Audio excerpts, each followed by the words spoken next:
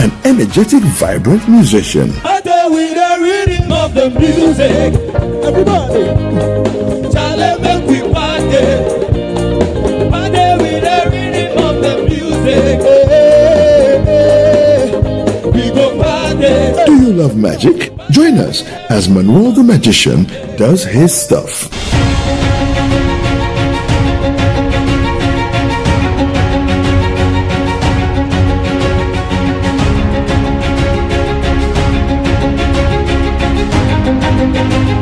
Make a date with us this Sunday at 7 p.m. prompt only on Channel 1 TV.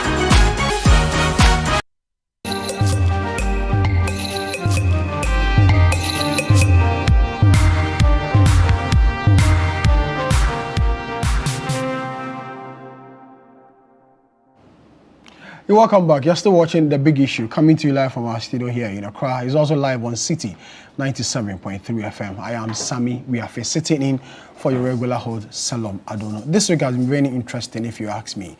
It's been issues that have dominated media discussions in the course of the week. This week, the Electoral Commission issued a statement announcing that the much-awaited rerun of the Ablikuma North constituency is going to take place. The EC said there are some 19 outstanding polling stations in that constituency here in the Greater Accra region where elections or fresh elections must be conducted in these particular polling stations for the constituency to have a member of parliament. If you're aware, for the past 6 months, the people of Ablikuma North have been without a member of parliament, a cause for worry for many who believe in democracy in this country. They've made comparisons. If care is not taken, we may have a similar situation as it happened in the year 2020 for the people of the South region. So the Electoral Commission says that it's going to organize fresh elections in these 19 polling stations. But the biggest opposition political party, the NPP, disagrees.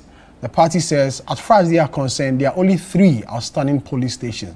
And so for the Electoral Commission to announce 19 polling stations is a bit of a surprise. They also go on to say that it is the court that can direct the Electoral Commission to rerun elections in these polling stations. The EC cannot on its own get up and say, I'm going to run elections or fresh elections in this polling station. The party addressed a press conference this week. The General Secretary of the party, Justin Frimpong-Kodia, did so and then raised a number of issues why the party disagrees on the EC's decision to organize or rerun elections in these 19 polling stations.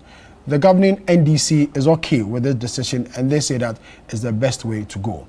Also this week, Musa Dankwa, you all know him, the famous Musa Dankwa and his Global Info Analytics came out with a new poll.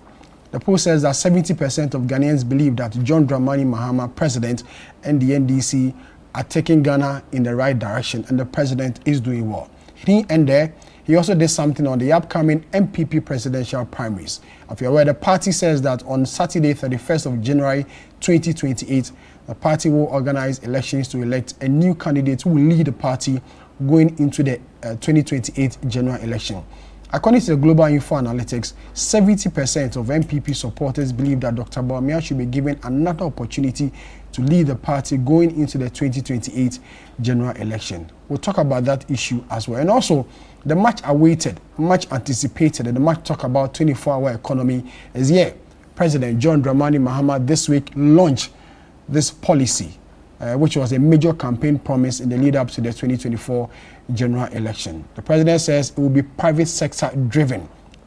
But then again, a lot of people have asked that will the private sector be given the needed support and the needed incentives to drive what the president describes as a game changer in Ghana's economic growth or economic development. So these are the 3 issues we are looking at this morning on The Big Issue, which is live from our studio here in Accra and also live on City 97.3 FM. Well, let's start with the New Patriotic Party or the Electoral Commission. It announced this week that it was going to organize fresh elections in some 19 polling stations. The party held a press conference addressed by the General Secretary of the party, Justin Frimpong-Kodia, who they say that they disagree with this decision of the Electoral Commission. My colleague Sami Akon was at this particular press conference by the Electoral Commission, by the New Patriotic Party. And let's hear what the General Secretary of the party said. The New Patriotic Party is pushing back against the Electoral Commission's directive to rerun parliamentary elections in 19 polling stations in the Ablikuma North constituency on July 11, 2025. At a press conference held on July 3, NPP's General Secretary Justin Kogia-Frimpong described the EC's move as unwarranted and announced the party's decision to seek legal redress to restrain the commission. We in the NPP shall stop at nothing in our quest to ensure that the powers that must be respected and upheld by the democratic right and sovereignty of the good people of Ablikuma North, as expressed by them on 7th of December 2024, is upheld. And therefore, we have caused our legal directorate to challenge the Electoral Commission in court. That's right. And today we shall file in court to challenge the arbitrary, the capricious, the whimsical directive by the Electoral Commission in court. And it is our prayer that in spite of the intimidation and victimization of our judges, we will get a good judge who will be firm and speak for the truth. Commissioner of the Electoral Commission. In Parliament, no other place that Parliament, and he was on oath. He went to Parliament and confirmed what I've said earlier on, that indeed all this exercise were done in the presence of the presiding officers of the Electoral Commission. The question is, what has changed? That's the General Secretary of the NPP, Justin Frimpong Kodia, addressing the press conference this week. The party is unhappy about the decision of the Electoral Commission to organize fresh elections in some 19 polling stations in the Ablikuma North constituency here in the Greater Accra region. The party believes that it is only 3 outstanding polling stations, so where from the 19 polling stations the Electoral Commission announced. The party says not too long ago, the deputy chairperson of the commission, Dr. Bosman Asari, told Parliament that there are only 3 outstanding polling stations, and so they are disagreeing or in dispute or do not agree to the 19 polling stations as the Electoral Commission has announced that it's going to organize fresh election or rerun elections in these polling stations in the Ablikuma North constituency. So we'll start with this particular issue. And before I do that, let me tell you who my guests are this morning. Issa Fuseni, or Fuseni Issa. He's a member of the NPP and a former member of Parliament for the Okankwe, is it Central Okankwe North, right? Okankwe North. Okankwe North constituency here in the Greater Accra region. He made another attempt, but it didn't work out. He has ambition of going back to Parliament. he's one of my guests this morning. And also, the famous Musa Dankwa, the Executive Director of the Global Info Analyst, is also my guest this morning to discuss issues regarding to his research and then issues within the Ablikuma North constituency. And also Franklin Kujo will join us on Zoom to also help us with this discussion, as well as Edem Agbana. He's a member of Parliament for the Ketu North constituency in the Volta region. So these are my guests for this morning on this show, Big Issue, coming to you live from our studio here in Accra, and also live on City 97.3 FM. Isa, I'll start with you. Your party, your General Secretary addressed a press conference. You're unhappy with the rerun of elections in some 19 polling stations. Is it not best? So at least we bring a finality to what is holding back, the people of Ablikuma North from having a member of Parliament. It's been 6 months without a representation, which a lot of people believe that is not good for our democracy. Samuel, let me say a good morning to you, a good morning to my friend Musa Dankwa, and a very good morning to your viewers and your listeners. I trust that we are going to have a good day today. Ablikuma North and issues arising. I personally was very surprised on the 2nd of July when the EC came out with that directive that it was going to rerun elections in 19 polling stations. In fact, this matter didn't just start yesterday. It's been building up since December 7th when we went to the polls. And there's a chronology of events leading up to this decision. And if you follow what is transpired since December 7th. It's a very bizarre and a very surprising decision that the EC has arrived at. And for us as a party, as usual, the New Patriotic Party, we will not resort to any chaotic situations, but we will, like our General Secretary said, resort to the law courts to have our matter heard and for us to get the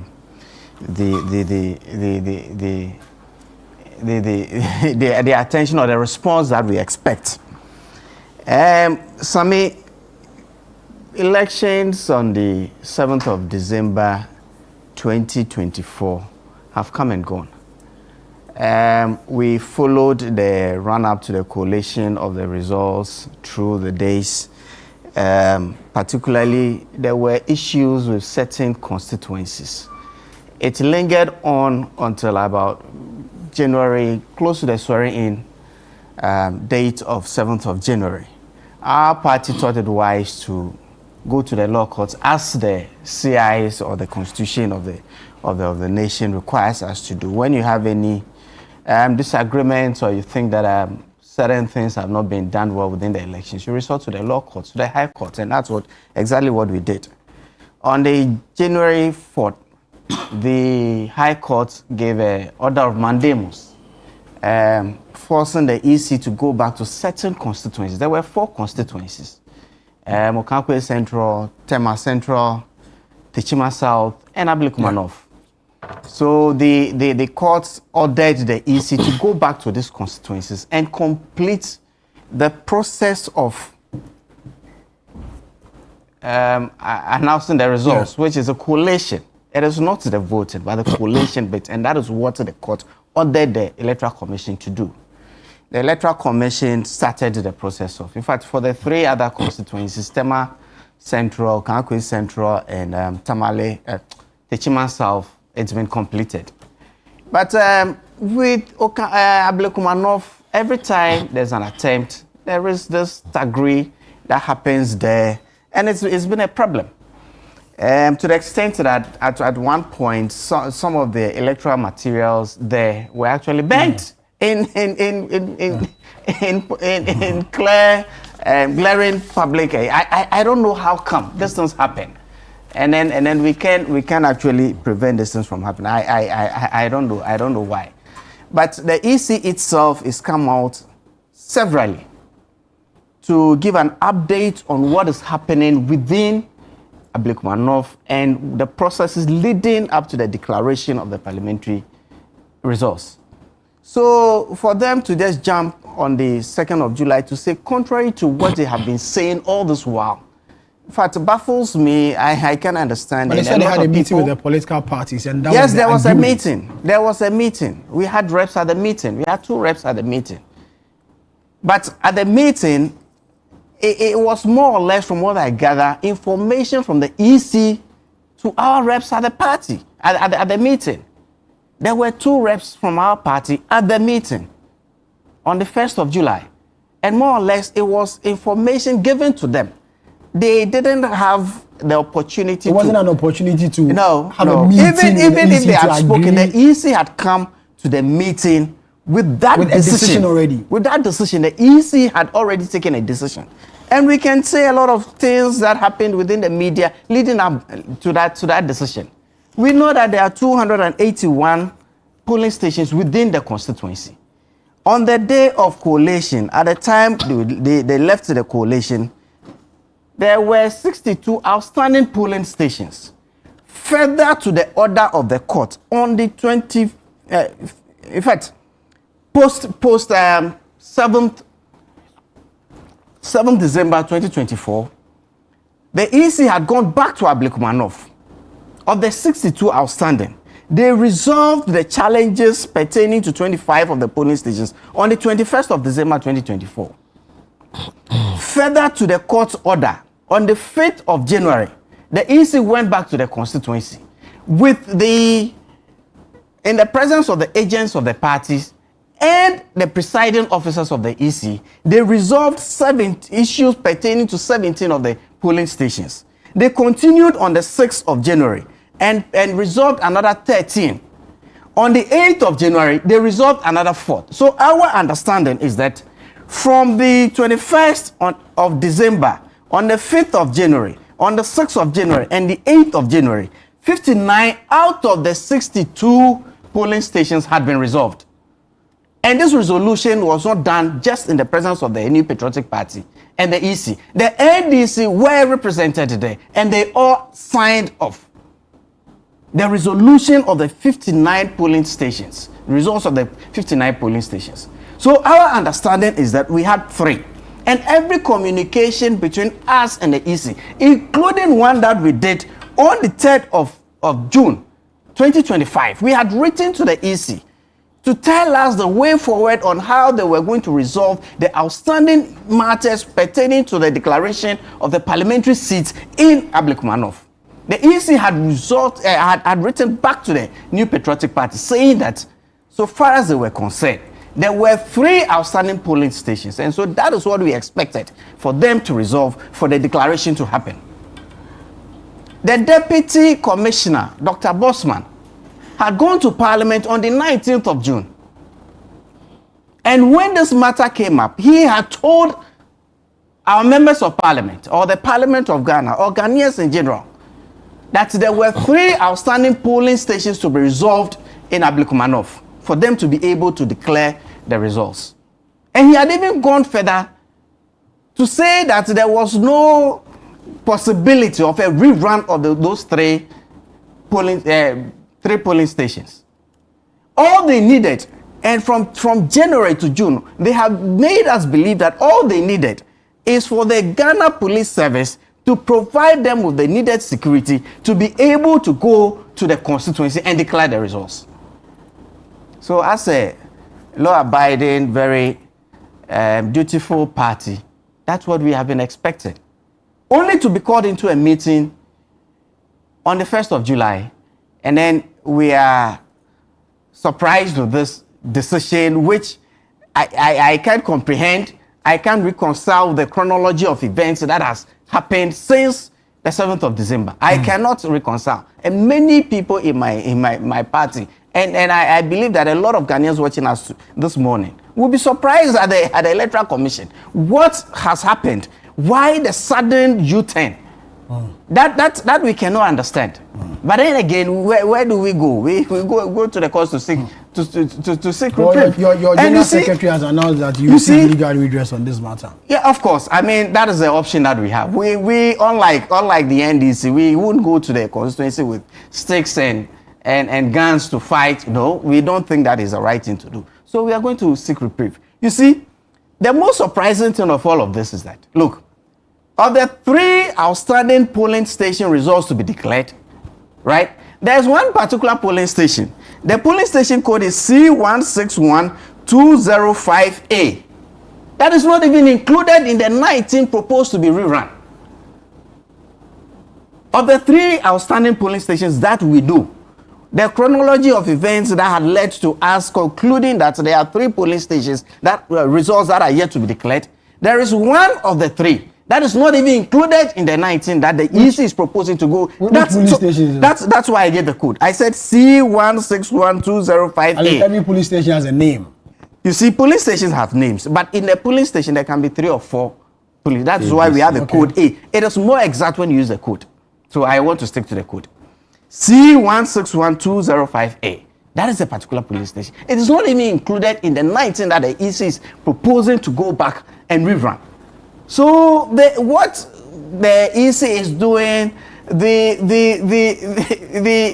thinking that went into the EC arriving at this conclusion, we cannot accept, we cannot comprehend, and I mean, if you look at what's been happening on the media space, we have seen the chairman of the NDC on TV. I watched him on TV saying that After they are done with the judiciary, the next stage will be dealing with the electoral commission. But you can't run conclusion because no, Mr. Holder. No. I think that I'm entitled to that. I think that I am entitled to that. No. Sammy, I think that I am entitled to draw. No, Sammy, I disagree with you. I disagree with you. No, Sammy, I disagree with you. Listen to me. Listen to me. I disagree with you. Listen to me. The father and national chairman of a governing party has made a comment in respect of leadership changes at the EC. Does not make you conclude that because of those comments, the EC has just come to announce a rerun. Sammy, you can decide not to draw those conclusions. But I think that I'm also entitled to draw relationships between what he, as an interested party in this matter, what he says on the media and what decision the EC takes. I think that it's also my right to draw any relationships that I need to do. Or what I think will make my matter. But in drawing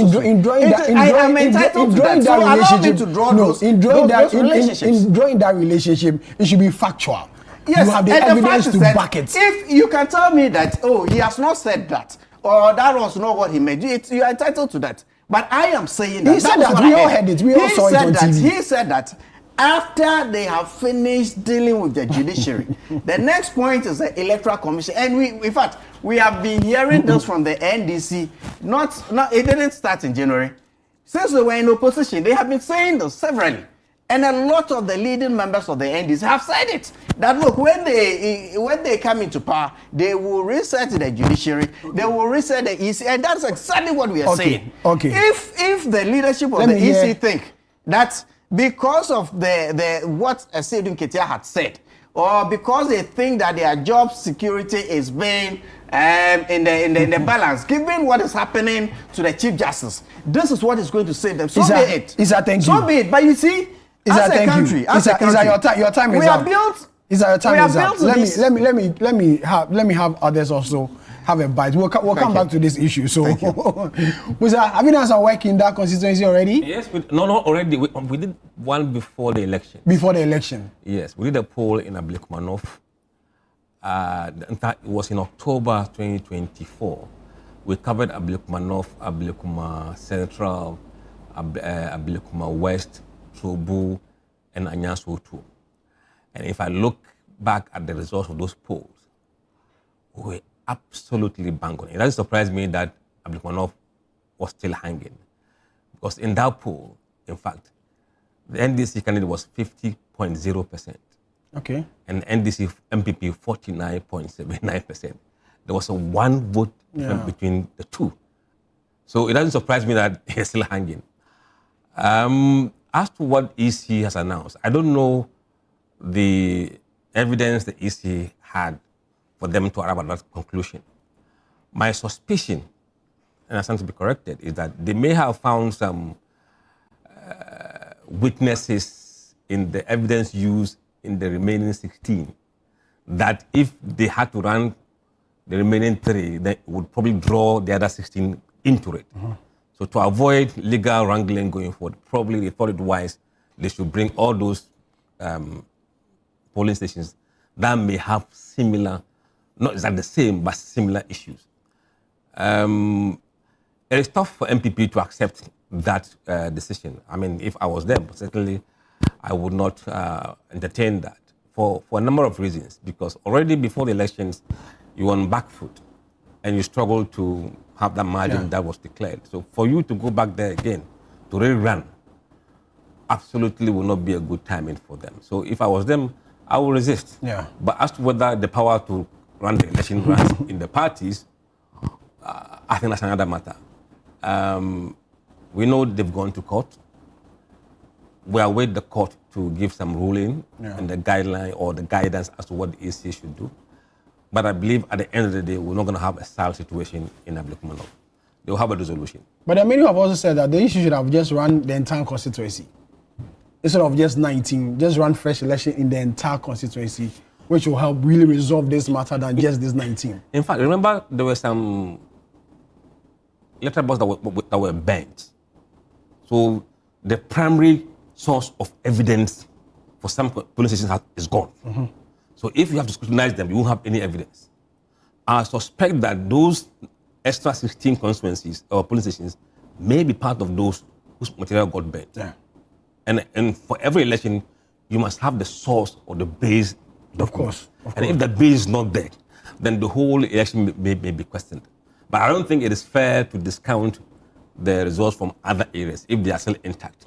We just fill the gap, and I believe that is fairer than running the entire constituency again. There's a fear, that that constituency, it was a bit chaotic. Now 19 is going to be more chaotic. The IGP or the Elections Task Force have said that they will provide the needed security in 10B. But even with the other ones, we saw the chaotic nature. Are we going to have peace for this 19? We will have. You see, when it comes to such elections, it is not a national elections where the security forces are stretched across. Here, they will be focused and concentrated in that small patch. So it will not create chaos like on the day of elections, because all the the security forces can be deployed there to ensure peace. The question is, who is more happier for this to happen? Certainly, NDC is happy because they think they can smell blood and take the seat, and MPP doesn't want that to happen. And I think rightly so for them, because they don't want to lose the seat. But I think for the sake of democracy, we should have a solution to that issue. Mr. Thank you very much. Let me go on Zoom and speak to Edem Agbana. He's the member of Parliament. I'll give you a chance to react to. Let me go on Zoom and speak to Edem Agbana. He's a member of Parliament for the Ketu North constituency in the Volta region. He's joined us on Zoom to also share his thoughts on the issues we are discussing. Edem, good morning. Thank you very much for your time. Good morning, and thank you for having me this morning. Now, your friends in the MPP, they are not happy with the decision of the Electoral Commission to run fresh elections in some 19 polling stations in the Ablikuma North constituency. The EC believes that this will bring a finality to the pushback or the holdback in declaring a member of parliament for the area, for that person to come and join you in parliament. The MPP believes that there's only 3 polling stations. Why 19 as announced by the Electoral Commission? Your take on that? Well, let me say good morning to my colleagues on the panel, Issa and my brother Musa Dankwa, and also to a good morning to all our cherished viewers and listeners across the world. Well, this morning, I am happy that our friends in the NPP all of a sudden have a reason to believe that the Electoral Commission currently is very, very incompetent. We in the NDC have always said that the posturing of the current Electoral Commission is very dangerous to our democracy. Why are we here today? Why are we talking about rerun, whether in 3 polling stations, in 19 polling stations, or even in an entire constituency? Why are we talking about rerun? We are here today because we have an Electoral Commission that, since they were constituted prior to the 2020 elections, have consistently demonstrated to us that they are not capable of handling elections in this country. In 2020, post the elections, Techiman South, South, and many other constituencies had similar issues because of the incompetence of the Electoral Commission. In 2024, Ablikuma North and some other constituencies, Thematic West and what have you, because of the incompetence of the Electoral Commission. And so we have always stood by the fact that the current Electoral Commission that we have is dangerous for our democracy, and the country must take steps to correct what we have currently. Back to Ablikuma North. Elections were duly conducted across the country and in all police stations in Ablikuma North. How difficult is it for the Electoral Commission to ensure that results were properly collated and declared? That to the extent that political parties became the primary source of information for the Electoral Commission, to the extent that the NPP, the party in power, that thought they had the Electoral Commission in their hands, in their pocket, and their control, the party that defended every action of the Electoral Commission, but for the fact that Ghanaians stood up, but for the fact that Ghanaians decided to vote massively against them.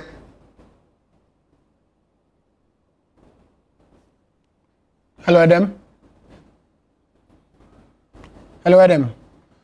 I'm afraid Adam Agbana's internet is not our best of friends now, but he was making a point in respect of the announcement by the Electoral Commission that 19 polling stations in the Ablikuma North constituency is going to have fresh elections, or to find out, or to more or less declare a member of parliament for the area. It's been 6 months and that constituency has been without a member of parliament. I wanted to react to a few things.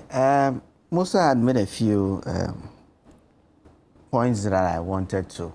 You realize that a lot of the challenges we've had with elections in this country have happened during by-elections. It's as a result of, you see, when we have national elections. I'm sorry I have to do this. Forgive me. No problem. Adam is back on Zoom. Let me hear his submission there, then I'll come back to you. Adam, you can continue with your submission. So my point is that why should it even be difficult for Electoral Commission to privately, independently collate results and declare results in a constituency, such that the NPP had to provide them with pink sheets that they had, and that is what they wanted to rely on. But for the vigilance of the NDC, they would have rigged Ablikuma North in favor of the NPP. But we stood up. They did same in some other constituencies, Tema West and other places. They got away with some of them. My position is that, yes, they want us to rerun the election in 19 police stations. We even wish it would have been done in more. But we will go into the elections without fear or favor. We have resumed campaign, and we will go every length to ensure that Irabina Albin, our candidate, is declared the winner, and she certainly will win the elections.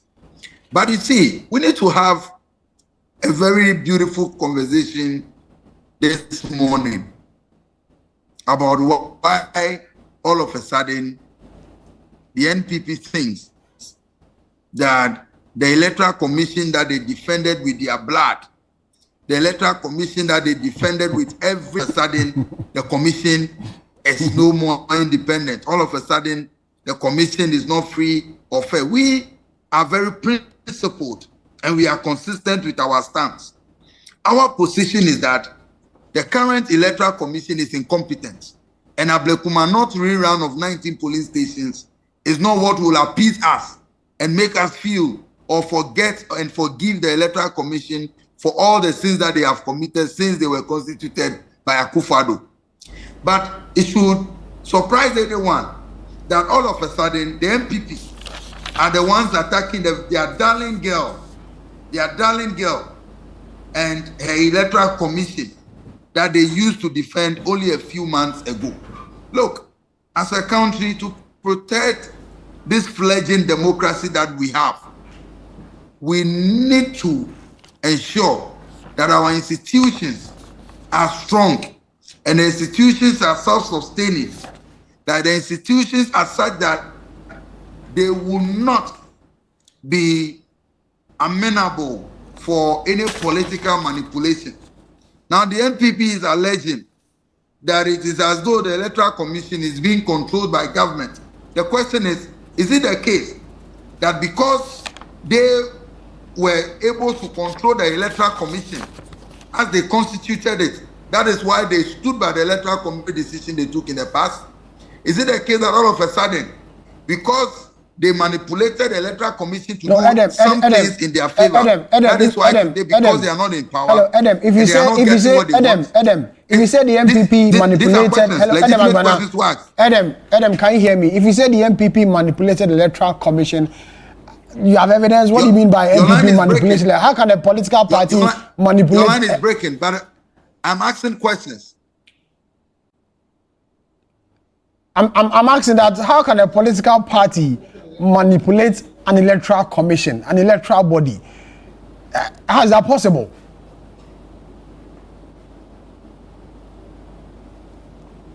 Hello, Adam, can you hear me? If you can hear me, yes, I can hear you loud and clear. My point is it the case that the NPP manipulated the electoral commission when they were in power, such that today, because they are not in power and they are not getting what they want, they are assuming that maybe we are also doing the same? Because there are many instances. We can talk about SAL. It is still a bloat on our conscience as a country that a few days before elections, electoral commission decides to engage in that blatant gerrymandering, and the NPP found nothing wrong with it. That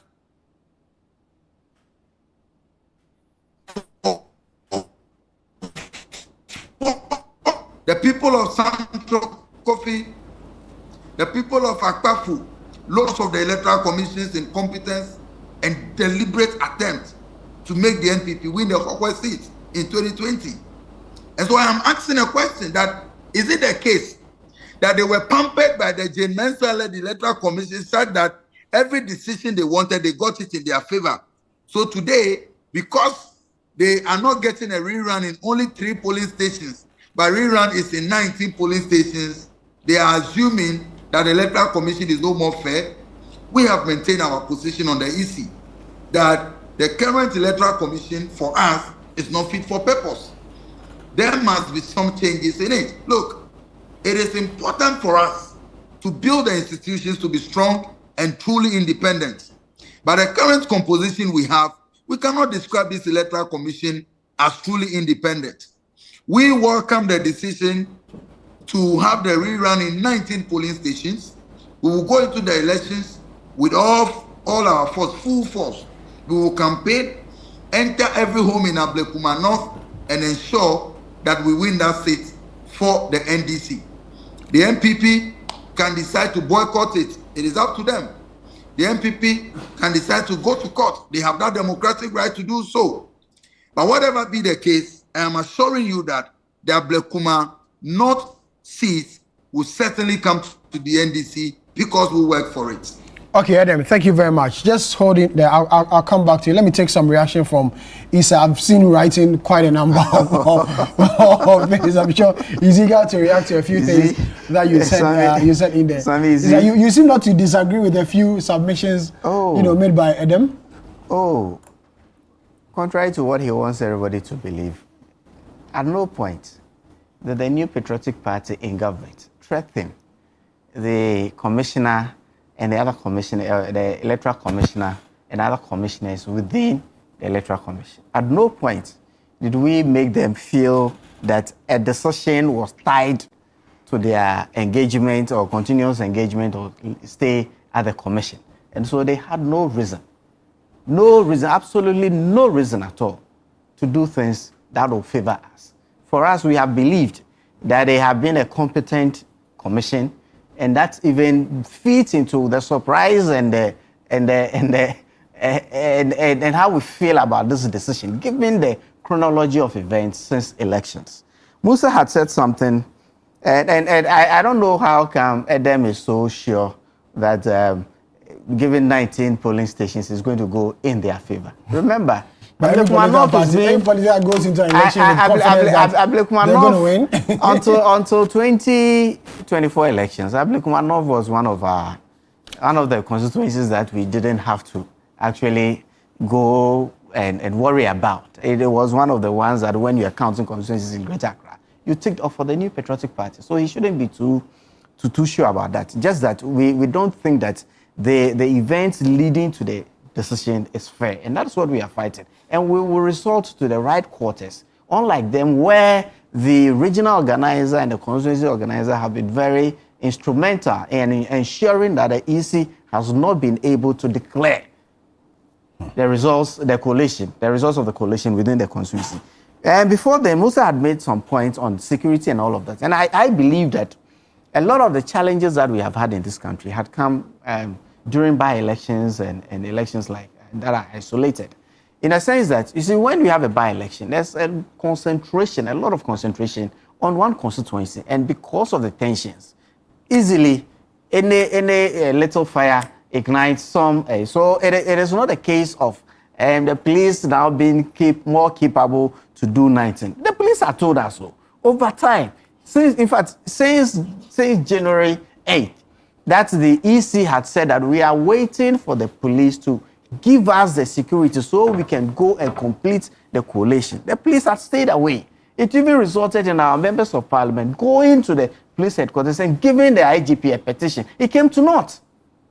And this is the same police service that have been unable to provide security for the coalition of 3 polling stations. How are they going to manage with 19? For 3 polling stations, the Ghana Police Service failed to provide the needed security to enable the Electoral Commission to declare the results of 3 polling stations. How sure are we that they can do that for 19 polling stations and do it fairly?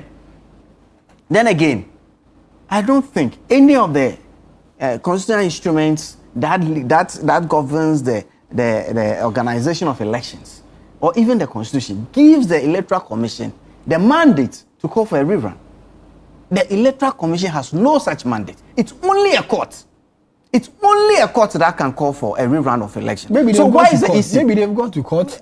I mean, going to court is not something that you can do in your bedroom without somebody knowing. Once a document goes to the court, it becomes a public document. And so if the EC had gone to court, we would have been privy to it.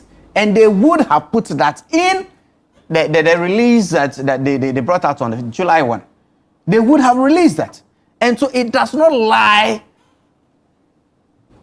in the powers of the EC to call for a rerun without resorting to the courts. And that is why we are going, that's also one of the reasons why we are going to the court. So, I mean, the NDC can feel however they want to feel. That's fair. But we think that we are going to court to seek reprieve on this decision. We don't think it's fair. We don't think that's the chronology of events that led to the EC arriving at this decision is fair. And we will resort to the right quarters. We won't go there to be disruptive or chaotic. And for the NDC to think that we will probably boycott. No, it is not like us. I mean, since 92, since our experience, we will not boycott these elections. We will seek reprieve at every quarters. If this matter has to go to the Supreme, so be it. Thank you very much. Musa, you want to have a final bite on this matter? No, I don't want to make into political arguments. For us, we stick to data. But I think it's going to be tough for them to retain the seat if it's rerun. So if I was in their shoes, I would go to heaven and hell to prevent that from happening. So, Adam, let me come to you and have your final bite on the Ablikuma North issue. The MPP, still maintains that there was no agreement between the Electoral Commission and the political parties, and that even the statement that the Electoral Commission issued that there was a meeting with the political parties and this particular agreement was decided upon. That wasn't the case. According to Issa, it was just an announcement to the political parties when they came in. Adam, can you hear me? I'm afraid Adam cannot hear me. You're still watching The Big Issue, coming to you live from our studio here in Accra, and it's live on the City 97.3 FM. My name is Sami. We are sitting in for regular host Selom Adonu. We are bringing to you your favorite weekend news analysis program. We're discussing the Ablikuma North constituency, where the Electoral Commission has announced that it's going to organize fresh elections in some 19 polling stations in that constituency. If you're aware, for the past 6 months, the people in that area have been without a member of parliament, and many people have drawn comparison that if care is not taken, we may have a similar situation as it happened in the South region in the 2020 election, where they never had a member of parliament for 4 years. And they believe that if proper measures are not put in place, a similar thing may happen to the people of Ablikuma North here in the Greater Accra. But then the Electoral Commission believes that rerunning, a rerun of 19 polling stations in that constituency will bring to finality the controversy as to who becomes the member of parliament for that constituency. I'll try and go back to Zoom and see if Adam Agbana is still on, so we can get his final bite on this Ablikuma North issue. Adam, if you can hear me, can you hear me? Yes, I can hear you. Okay, I'm saying that the MPP is still of the view that when they went to the meeting with the Electoral Commission, contrary to what the EC statement, there wasn't any meeting. It was just an announcement by the Electoral Commission just to the political parties that this is the decision we've taken and this was going to happen. There was no proper meeting to deliberate on the matter and reach a decision. Well, I cannot speak for the Jane Mensah-led Electoral Commission, and I cannot defend whether or not indeed they had a meeting.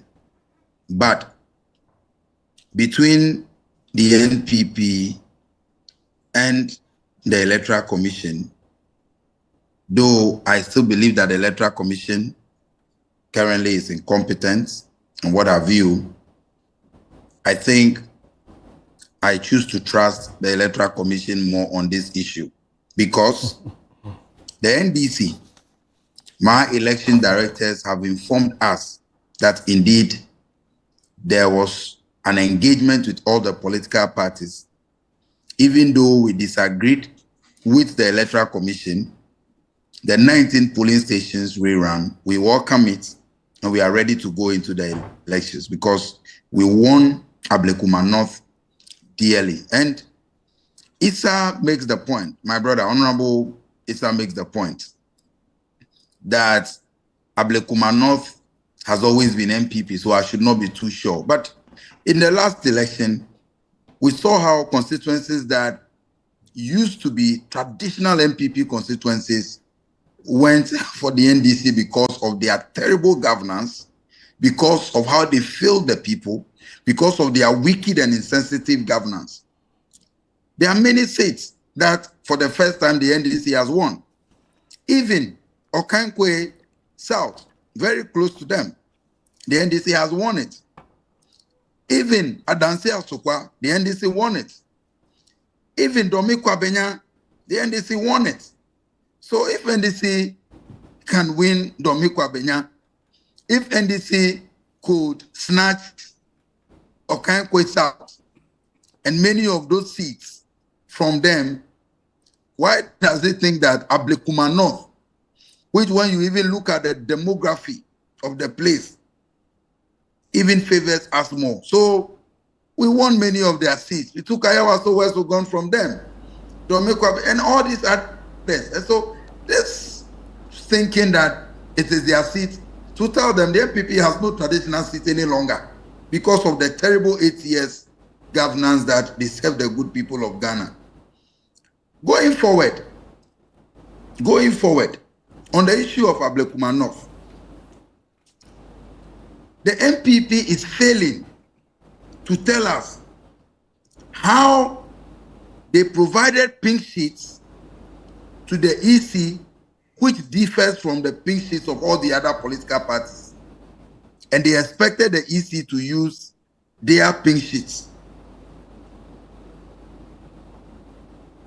If Issa is able to tell us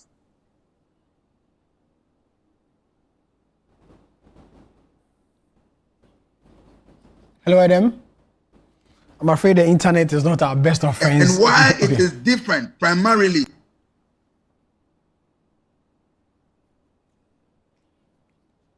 I'm afraid the internet is not our best of friends, this morning. That's Adam's final take on the Ablikuma North issued the Electoral Commission's decision to run fresh elections in 19 polling stations in that constituency. You want to have a final bite? Yeah, but it's very obvious that all the coalition that has been done, even the subsequent ones in January, there had been the NDC agents, the MPP agents have been there, the presiding officers are there. It's true, the NDC went behind everybody and bent the electoral materials such that we don't have the primary source of data. But even in the absence of primary source of data, I'm sure Musa sitting here today can give me very accurate results of the elections in 2024 or even the elections before that. Electronic results, and there's nothing wrong with filling in the missing gaps when all parties can attest to the fact that these were the actual results that happened. As to whether the plain sheets we had is different from what they have. They don't have any primary documents. And we are saying that we have electronic copies. Electronic copies that can be verified by the presiding officers who work for the EC, by the agents that work for the NDC, and by the agents that work for the NPP. And if everybody agrees that on the day of elections, after counting at the polling station, you have to paste a copy of the results there. And it's there for the whole public to be able to verify. And so if after the elections I'm able to produce that document in electronic form, remember, they are the same people who went behind everybody and bent the primary source of the data. So what is he talking about? Okay, Isa, thank you. So this final bite on the Ablikuma North controversy. So we'll move on to our next topic. The Global Info Analytics, led by Musa Dankwa, who is here with us in the studio, has done some work. It says that 70% of Ghanaians believe that the Mahama administration is heading the country in the right direction, and their proven ratings are still high. They believe that John Dramani Mahama, president, and the NDC are performing well as far as the governance of this country is concerned. Aside that, the poll also suggests that 70% of MPP supporters still believe that Dr. Mahamadou Bawumia, the party's presidential candidate in the 2024 general election, the former vice president, should be given another chance to lead the MPP going into the 2028 general election. Musa is here with us to give us more details on this latest, post that he and his organization have embarked upon, and the conclusion in this whole poll. Musa, thank you very much. Between which period and which period did you run this new survey? This is the poll covering the April to June 90-day period. Okay. But the actual data work or field work started sometime towards the end of May, because we did online telephone, but the field face-to-face survey was done from the 19th of June to 26th or so of June. So between this period, yes. And what's the conclusion? First, we interviewed about 10,500 voters across the country. The largest we've done in our history when it comes to public opinion polls, the periodic polls.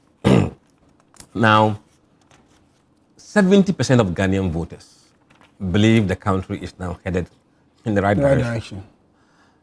Only 20% are saying it's wrong direction. And if you say Ghanaian voters, you mean those who voted in the last election? No, everybody. Or qualified Ghanaian voters? Qualified Ghanaian voters. Okay. Ghanaian voters. And 10% didn't have an opinion. Now, if you compare this data to the April data, you could see 8% jump from those who said right direction. It was 62% in April. It's now 70%, up 8 points. And then those who said wrong direction has declined from 26% to 20%. And those who didn't have opinion then were 12%. It's now down 10%. So you could see overall change in mood. In fact, if you compare this to the polling data prior to 2025, you will see a dramatic shift, because in the period before 2025, right direction has not crossed 35%. Now we are in 75 to 70% range, which is quite a huge shift in the public mood. Now, if you look at this data across all the regions, in fact, every region say that the country is now headed in the right direction, except Ashanti region, where a small minority are saying the wrong direction. And that is expected because that's a stronghold of the opposition. And if you look at the But party, that's not the only stronghold of the opposition. Eastern region is also there. Now it's gone. I think Eastern region is now 68% approval. It is getting bad for MPP in the Eastern region. Oh, really? Yes. Even Northeast is not looking that good. You can look at the polling data. So there are worrying signs for them in those two regions that they won in the last election. Among party affiliates, MPP, 45% says wrong direction and 43% right direction. So even within the party folks, MPP is divided as to where the country is headed. Normally, it's a clear-cut decision for wrong direction, but this time around, that gap has narrowed. NDC partisan, 90% said right direction, but the key is to watch the floating voters. What is their verdict? About 69% of floating voters are saying right direction. They are more objective than the NDC and MPP people. So if you want to really truly measure what is going on, look at the views of the floating voters. Interesting. Yes, I've seen you disagree, but don't worry. I'll come to you to do that. But if the 70% mark say the approving rating, well, people will say that the goodwill is still there for the NDC administration because of the huge performance of President Mahama in the last election. So obviously the goodwill is still there. So people will still believe that he said. Did they give specific things that he's doing that they agree with? No, the answer, we don't ask people such questions, but we're able to triangulate. If you ask them, compared to a year ago, what is your living standard? Has it improved or gotten worse or the same? You begin to see the evidence to that. A huge number of people are saying that their living standard now has improved compared to a year ago. That's a sign of what may be driving their decision to say right direction.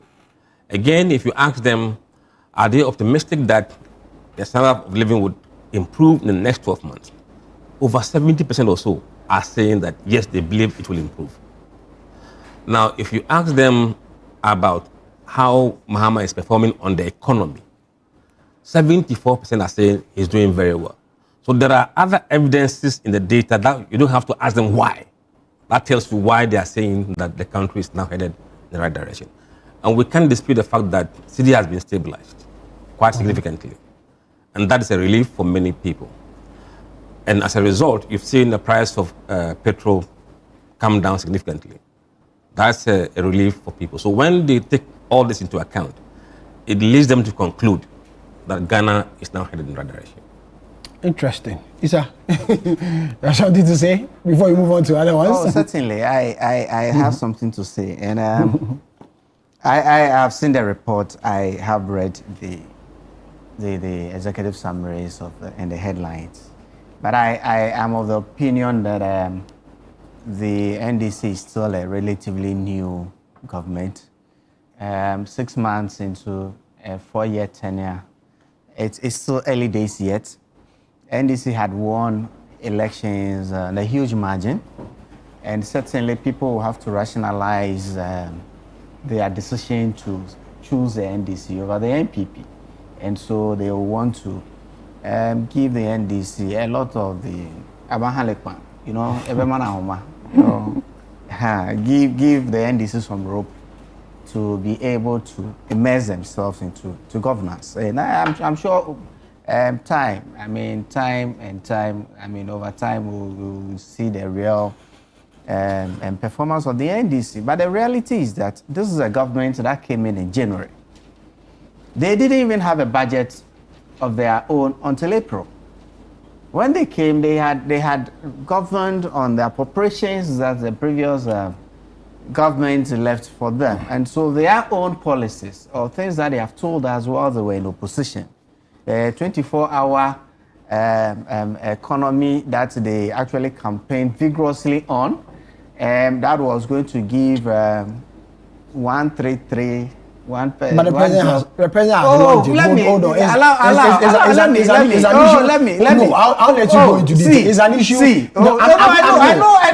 Hold on. Musa has done his work. From 24-hour to 24-hour plus. Musa, we are not discussing details of it. Okay, forget. Musa has done it. I'm just giving you an opportunity to just comment on what he has said. I just mentioned one of their policies. The 24-hour economy. We'll have an extensive conversation on that. They convened He mentioned other things that people are happy, like oral, Operation Recover or Loot.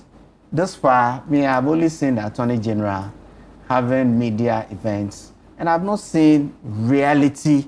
I mean, I don't know. You see, the strategy will be for them to use the media to prosecute people. And if that is their strategy, I mean, so be it. And they are doing that just to be able to rationalize the things they said whilst they were in opposition. And so people have a feel good about oral. Now the Attorney General will come and prosecute somebody in the media and say all manner of allegations. And then when it comes to even charging the person to court, if you're following what happened with the Dumois issue, you will see that, look, there's a lot that remains. Okay. Musa talked about price stabilization. I'll ask you to. It is real. Mm-hmm. It is real. It's happening. Of course, it's real. I mean, we've always said that, and I have agreed that, look, it is not an exchange rate as to it's 1 cedi to $1 to 20 cedis or 1 cedi to 50 cedis. But for me and for every economy, it's about the stability. And we have actually gotten some stability over the last couple of months. That's true. Okay. And that has affected the standard of living because people's real income have gone up.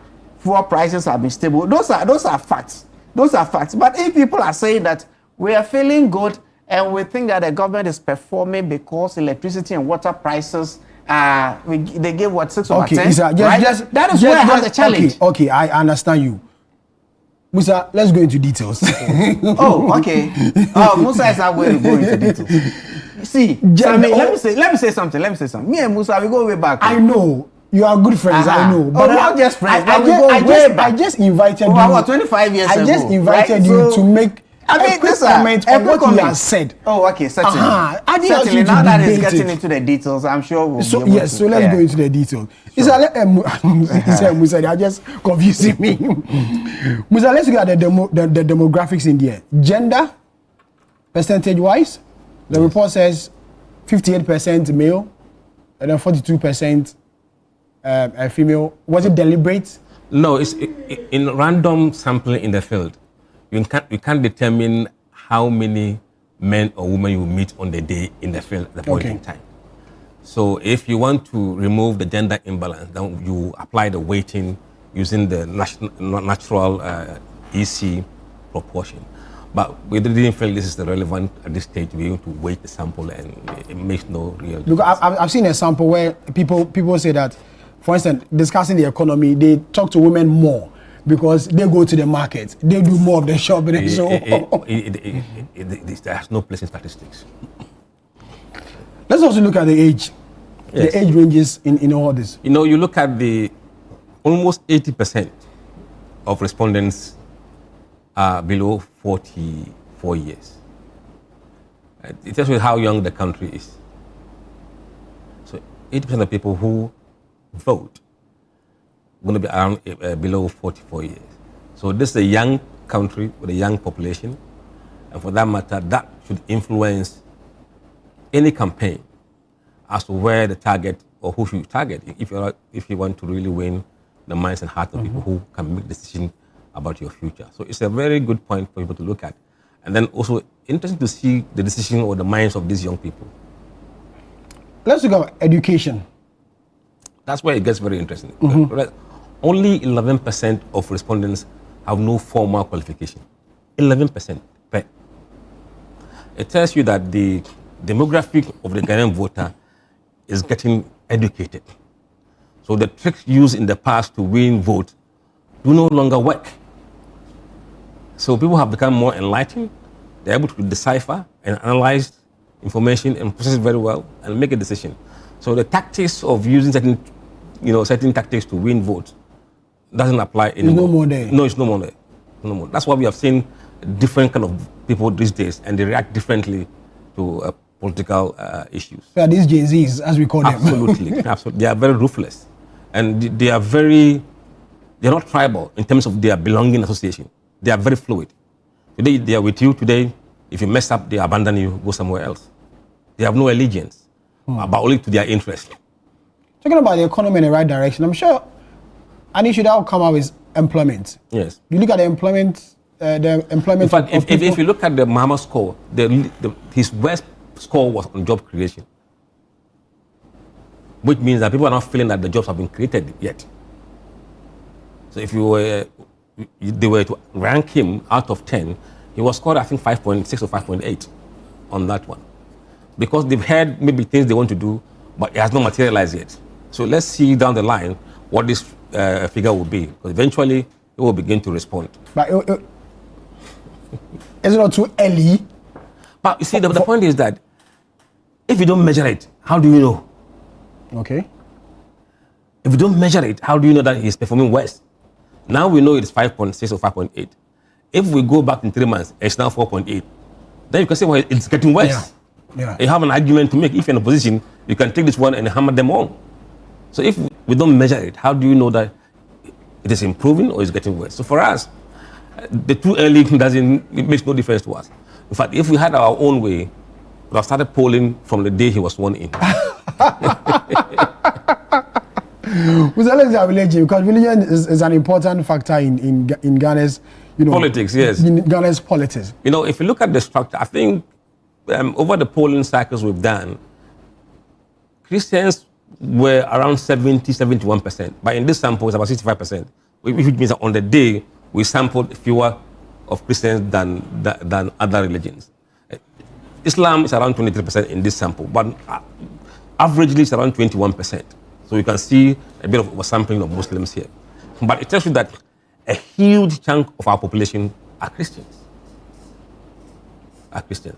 And if you look at the denomination, that is where sometimes it gets very interesting. Mm-hmm. Because you need to understand the thoughts of those who belong to the traditional conservative, let's say, the traditional religions, or what they call denominations. The Catholics, the Anglicans, the Methodists, and the Presbyterians. The way they behave is not the same as those who belong to the Pentecostal churches, Charismatics, and other. They are not same block. They are same religion, but different interests. So you have to be able to understand how these blocks think and behave in an election.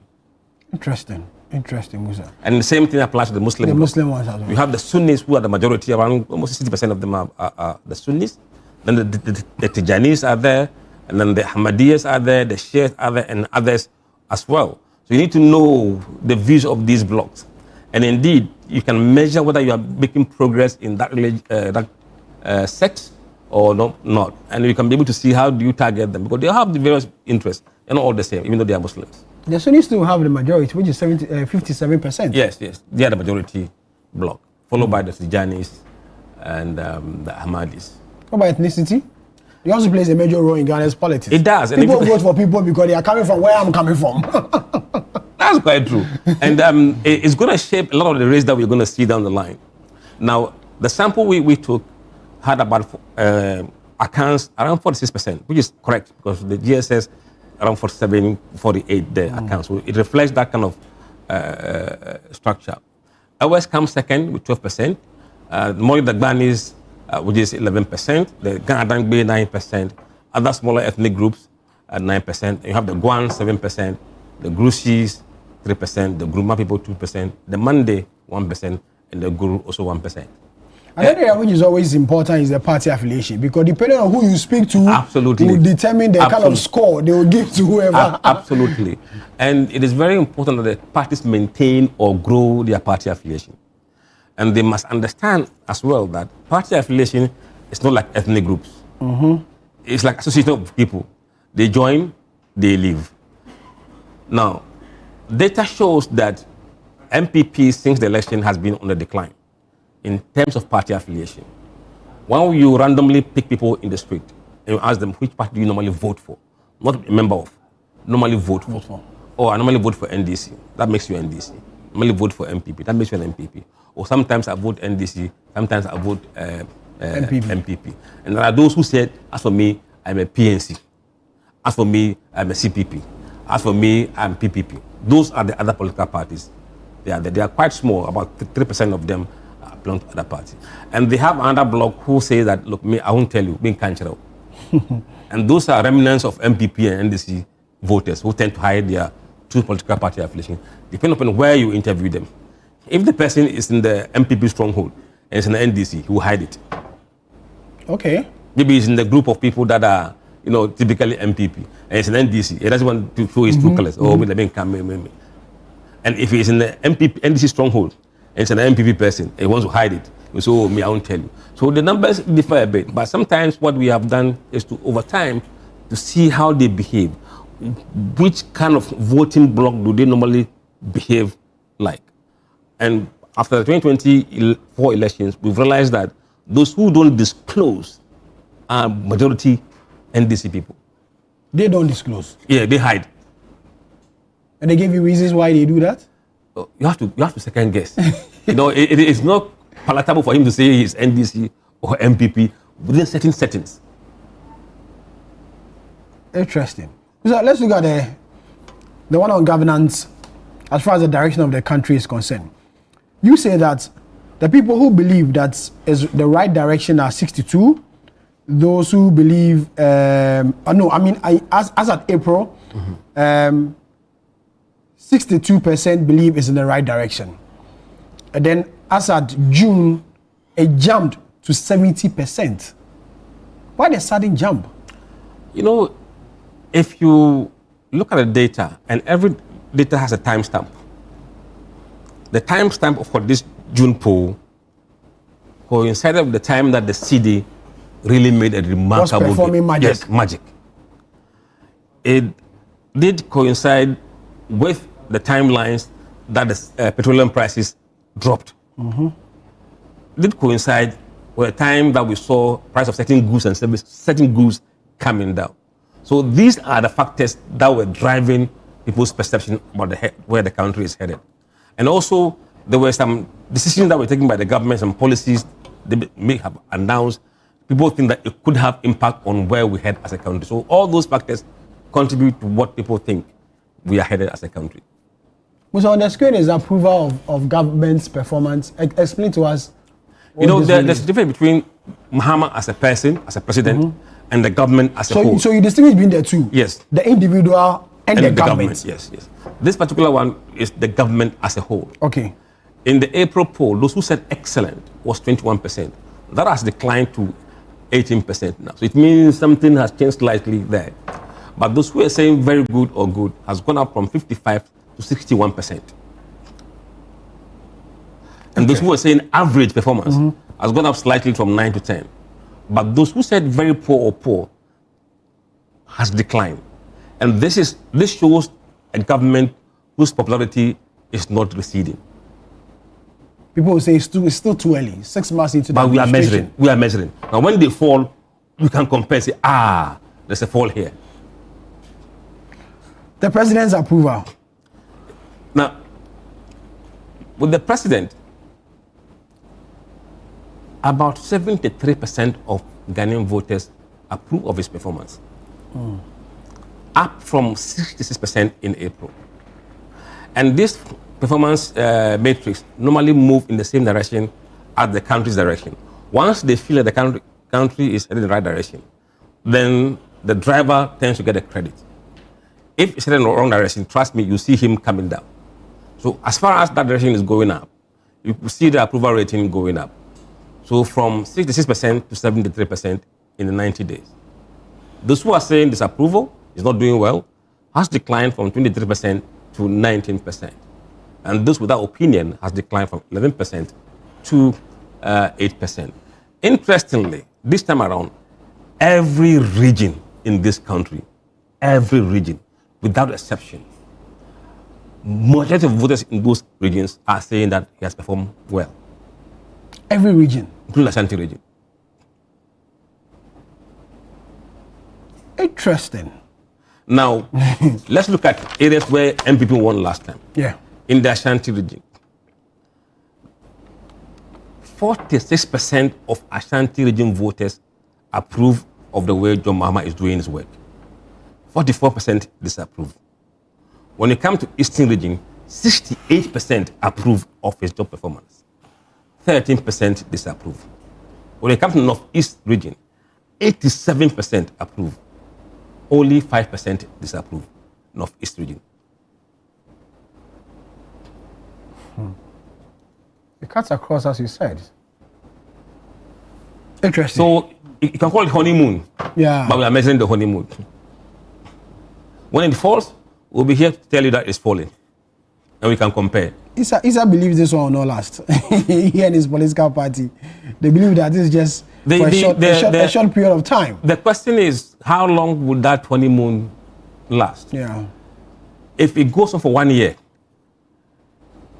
if it goes on till MPP like a flag bearer, that would be a problem. It should begin to show weakness before they elect their flag bearer. If that timeline they are setting now is what they're going to stick with. As you mentioned the MPP, let's jump onto the MPP primaries, which you also did some work in there. So you say that 70% of NPP supporters believe that Dr. Bawumia should be the best candidate or the best individual to lead the party. How did you reach this conclusion? We just count. We don't draw conclusions. We counted how many people who say they are MPP want Bawumia. Just counting. And how many people were mentioning Canada, Japan. So for every 100 MPP people we counted, 70 were saying Bawumia. And 17 were saying Canada, Japan. 7 were saying Educhu. 1 person will say Patrick Boama. And 3 persons will say Brian Champo. A simple numbers game, counting. After the time you did, had Brian Champo declared officially? Yes, yes. The only people who have not declared when we went to the polls was Patrick Boama. And until now, he's not declared. He's not declared. He's not declared. But a lot of polls also, pull him in there. And let's look at the leadership. Okay, you've mentioned that one. And then many people have also said that if MPP supporters still want to bring Dr. Bawumia back, the last election was not in the interest of the MP as far as their performance is concerned. Did you ask them why they still want to repeat him as their candidate? No, it's for them to go and find out. It's for them to go and find out. We can't do everything for the political parties. We have to give them heads up where they can go. But there are certain things we have, certain charts we have the voters that we can't put them in the report. They will tell you why, but that's not why we were there. But what we have gathered so far suggests that many of them believe that, or have bought into the idea that once he's come before, if you repeat him, he will do better. Let's look at the party affiliation on the individuals you spoke to. Yes. I mean, for those who were kind of voting for the MPP primaries. Among the respondents, you mentioned about MPP, 70% were supporting Bawumia, 17 Kennedy, 7 Iduchum, and the rest. When you come to NDC voters, about half of them who we spoke to want Bawumia to lead MPP. And about 26% want Kennedy to lead MPP. And 10% prefer Iduchum.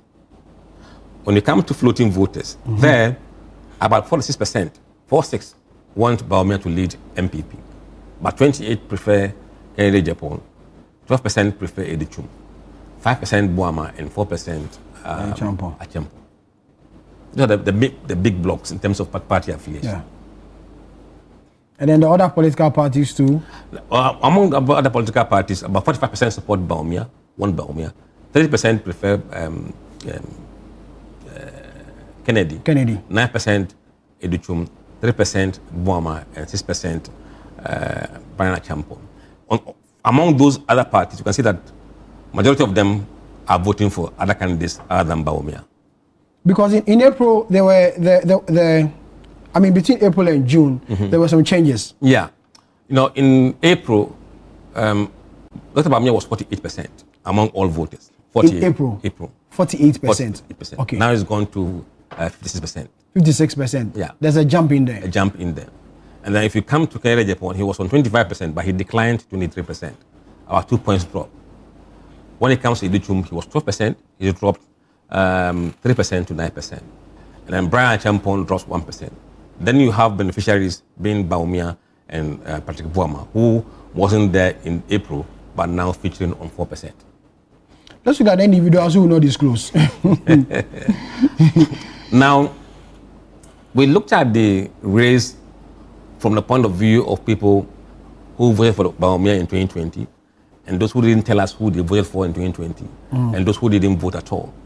Now, among those who voted for Baumia in 2024, 74% of them want him again, which is higher than the MPP bloc, which is 70%.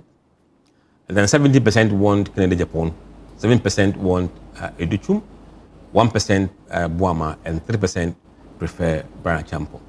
But for those who did not disclose who they voted for, these people are typically majority NDC, I told you earlier. 49% want Baumia, almost the same as what? The 50% NDC guys. And then 38% support Kennedy Japan, 3% Educhum, 2% Patrick Boama, and 3% Brian Champo. But those who did not vote in the last election, generally, Baumia is on 36%, much lower. Kennedy, 31%. Educhum, 15%. Boama, 7%. And Brian Champon, 5%. So if you look at those who didn't vote, they are the disgruntled voters. Yeah. In that block, the race is much, much closer. It looks like the age gap and the age range. The age range, if you look at the age range, Baumia does well across all age groups. 18 to 24 is on 57%, 25, 34, 57%. The young like him, the old also like him. Yeah, it's a blend. Because the way he's leading in the gap, he's able to command lead among all the age groups so far. Interesting. You also did some work on the NDC as well. And that's where I think we've gotten the most flack from. You also did some work on the NDC as well. What did you find out? No, it's quite interesting. In fact, I think NDC will be boring this time around. Yeah. Last time it was NDC that was boring, but I think this year the NDC one will not be boring at all. It will be an interesting one if you ask, because the party needs to get a new candidate for John Mahama. Yes. Who is leaving or who will be leaving. Yes. And so what did you come up with? You know, none of them has officially declared they want to contest. Oh. But some of them has. No one has come out. Isa has spoken. Isa. That given the chance, he wants to succeed Mahama. That is fine. I think that's not formal statement. Okay, let's take it as he will contest. But say given the chance. That's not an official declaration. So we know I said in Ketia, most likely, if you give me 90% chance he will contest. Okay. And then you have Julius Debra. I think 100% chance he will contest. Yeah. Now, the rest of the candidates, Haruna, the same level of 90% chance. Haruna Education Minister. Yes, 90% chance he will contest. What's the chance? 90% chance he will contest. Haruna Idris. You know, when you go to Tamale and you see his side post, it's not Haruna, it's Aduna. Okay. Right. Atufosin, we don't know. He's quiet. He's not said anything. He appears to be focused on his job, just posting inflation data and debt and interest payment. We don't know whether he really wants to put his hat in the race. Then we have Ablakwa, and then Zinato Admaroles. But the list includes every kind of person that you can think of in NDC. In fact, we have Haruna Idrisu, Asedin Ketia, Atufosin, Debra, Ablakwa, Zinato Admaroles, Voswan Pofu, Guzitano, Anatete, Erikopoku, Iwadaku, Alice Mold, Omane Boama, Pivikwete. So we have done as much as possible to bring everybody. We had Professor Jindana there in April poll. She was performing well, but we took her out for some tactical reasons. So now the race, yes. No, I'm not the host. I took the decision to drop her for simple reasons that the health scare issue could really damage her campaign if she wants to go in. So Musa, these individuals, these names, your people are told these names by these respondents, or you choose these names and then you ask them the questions? No, for this particular one, we don't want to disadvantage anybody. So we read out the list of names we have. We didn't add Edemaga now. We list all the names we have for them to choose who they want to. So you mentioned these names to the respondents, and then they choose the people they prefer to lead the NDC. Okay. The next stage of the polling, we will shortlist these names to some fives and someone else or I will not vote. At that time, we will ask them to prompt us. We will not give them any names. It will be what we call unprompted recall. So that from their own, they will tell us who they want to vote for and we will choose for them. Okay. That is more natural, and that will really show the race how it looks. Mr. Just hold on for me. Let me get a thoughts on this on this. Now your party, the MPP, it looks clear that Dr. Baumia, from what Musa is telling us, may lead the MPP. But you're surprised at the NDC names coming up. As a political student, or as a student of political science, I learned very early in my life to respect science, especially when it's driven by data, and that can be replicated. You know how I learned this that's it. It stuck so much. I recollected that one time, just before Obra, there's Steve Nyakutekwa who will come and give the order forecast, and then out of some I said, "Oh, Emali," and my father got furious. He said, "You have to respect science because it's from science and data."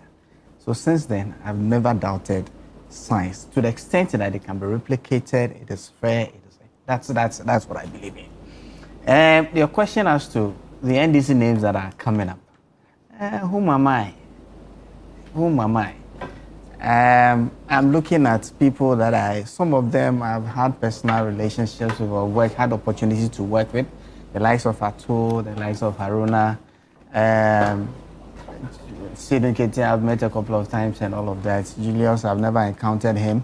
Zaneto, well, if they think, but who am I? I mean, it's their game. And but from all indications, there are two front runners within the NDC's fold, and everybody will agree that the NDC is looking at either the current chairman, Sidon Kete, or the current chief of staff. I think they are the two front runners. But the performance of Haruna in this pool, and I respect if it's scientific and can be replicated, and it is true. What's the feelings of the people on the ground? Maybe Haruna will be having some thoughts of also running, but I don't know. But for me, I mean, whom am I? I mean, it's their game. Whoever they bring, I mean, it's their, and I don't really have a choice on. But you see, I don't know whether I can veer into the other sides of the. You can. Oh, of course. You see, earlier on, I was trying to make a point. Then again, on this polls being scientific, that's the most important. It's scientific to the extent that if another person goes onto the field and wants to replicate the study, it is going to come out with the same sort of results. And significantly, you have issues that are happening. Right, and some are real, but I again insist that 6 months in the life of a government, in a 4-year tenure, it is natural for people to still feel good, given the extent or the margin of victory the NDC got in December 2024. When you look at some of the factors that were pulled, stabilization of the city, it's true, we are all feeling the stability, so people will have a feel good and give some positive feedback on it. But you see, when you go on to something like oral, given what the NDC said in opposition, given what they have done since they assumed power in January to date, and I again will state that beside the media prosecution by the Attorney General, let us go to court. I mean, charge people. I mean, go to court and prove the matters. We are seeing a few in court, yes, but you see, the wheel of it runs very, very slowly, and so we should just proceed with caution. When you say that people are feeling good about the performance of government because of electricity and water prices, then I have a problem, because in the last 2 quarters we've seen electricity prices go up, first by over 14%, and then in the second quarter, we experienced over 2%, even given the stability of the currency and the relative stability of crude prices. In the midst of this Iran-Israel matters, it just went out slightly and started falling again. In all of this, we are still experiencing utility prices go up, and how people feel good about that, I don't know. The next point the survey mentions is galamsey. From where I sit, I think it's gotten worse. And a lot of Ghanaians will agree that, look, from where we left off in December to date, and given how the NDC wanted the NPP government to treat galamsey, call for a state of emergency in mining areas or across, or stop all mining activities, actually. Go to Parliament and withdraw the act that will permit people to mine in forest reserves and all of that. And given that they come into power and now they want to amend clauses within the CI rather than withdraw the whole, as they have promised us, going back on their word. And I don't see how people feel good about how the government has treated galamsey. The next point he mentions is Dumso. Generally, people are feeling that the Dumso situation is gotten worse under NDC. And they are giving NDC a score of 5.8 over 10. Is that what the survey is saying? And then I again go, if it is scientific, if it's what I can also go on the field and replicate and come out with the same outcome, then so be it. But from where I sit, from the unscientific side, right? Given what I hear people say about the Dumso situation, I'm wondering how come people are still feeling good about that. And the next one he mentions is jobs. I cannot put my hand or my finger on a single policy that has been rolled out that is geared towards job creation. The 24-hour economy, which the government hinges so much on, which is our next topic for discussion, was launched only yesterday, right? Prior to that, we had not seen any documentation. We didn't even see how it was going. And the point I wanted to make earlier on is that, look, in the run-up to the elections, all we heard about the 24-hour election, 133. Those figures, right? 1 job, 3 people, 3 shifts, and all of that. Now we are hearing 24 plus. It is just starting. So I don't see how people feel good about jobs. Look, there was an initiative by the communications minister to train a million coders. And it was going to cost, from what I heard, about $1 billion or something. I heard the allocation for the program at the time of launch was about 100 million cedis. A program that projects to train 1 million coders over 4 years started with less than 200 people. Agro beso efianopa. Agro ebeso efianopa. Right? And these are some of the policies that the electorate voted on. And 6 months into, it's still early days yet, you know? Because I recollect on the morning of the launch, I was listening because I was driving. And the minister had said that at the time that the program was being launched, over 120 people had actually applied to be part of the program. But the program started with less than 200 people. We know the budget situation. We know why the Minister of Finance went to Parliament in the deep of the night with some clandestine activity to be able to put in place this Dumso levy that we are talking about, the issues that led to them suspending it. Now they are planning to bring it back on the 16th of June. But all these challenges, all these challenges are there. But then the Ghanaian people still feel the Mahama administration is headed for the right direction. That's what I'm saying. That's what I'm saying. That look, it's for me to it's become a bit weird to reconcile the fact that we're going through all of this at this time, right? But then again, I will understand how come people will have to rationalize why they voted massively for the NDC, and it's early days yet. If I had given the NDC this opportunity and this with this margin of success in the elections, then I should be patient enough to give them enough time to be able to roll this thing out. And within that time, trust me, the Ghanaians and people, the Ghanaians that I know, they will give you ample time. But it all lies in the time of womb, in the womb of time. In the womb of time, we will see, and time will let us see the real length of the snake. Look, this Dumso levy and how they managed it shows you that, look, there is something happening within the fiscal policy of this nation. If they had to hurriedly,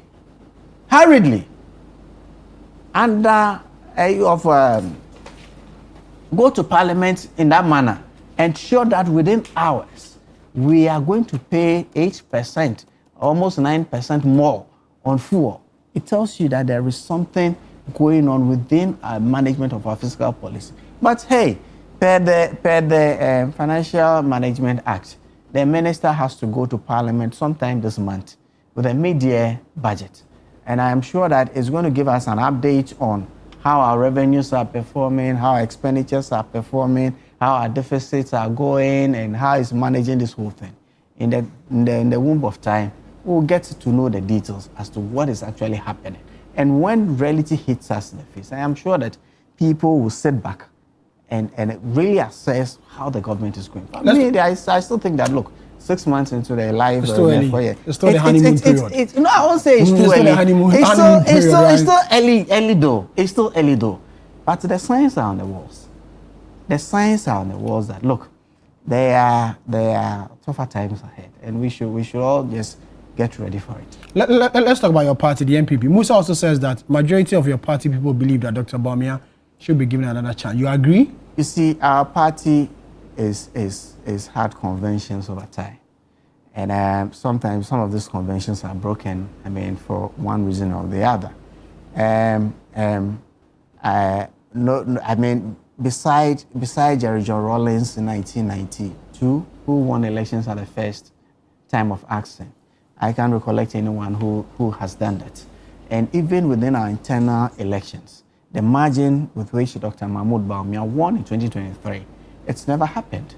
It showed the popularity. But then again, why we lost in 2024 and the reasons being espoused by some of the people in our party, it's clear for all of us to see. We went into an elections in a very, very, very difficult time, such that, look, no matter what you have done, people looked at their particular circumstances within the time, and it showed in the polls. We will admit, look, Nana Addo Dankwa Akufo-Addo had admitted that, look, within his tenure, there were times. I mean, there were times that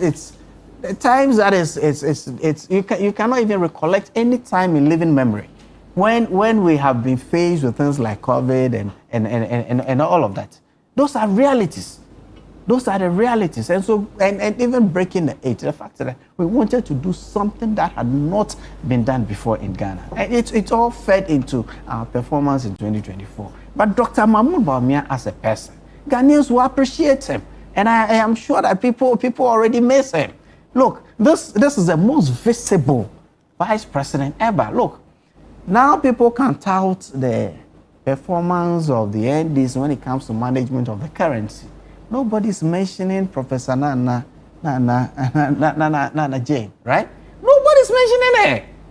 But no one has ever mentioned she is or was an economist. Dr. Bawumia was introduced to us as Ghanaians as the economic messiah. He was holding lectures. I have said on this platform. I have said on this platform. Look, in the run-up to 2016 elections, look, Dr. Mahmoud Bawumia, through those lectures, introduced a culture that we had not seen in Ghana before, and it's fed positively into our body politic in this nation, and people should be happy that, look, through those lectures, I mean, now I've seen other people trying to replicate it in some forms, either going to meet students here or there and all of that. But look, whenever Dr. Mahmoud Bawumia had spoken, it became a national event, and that I'm sure a lot of Ghanaians will. Look, what he did prior to 2016 elections, look, at the time, we didn't have a finance minister for the NPP. NPP was not in power. We identified people for the various sectors, and he was in charge of the economy.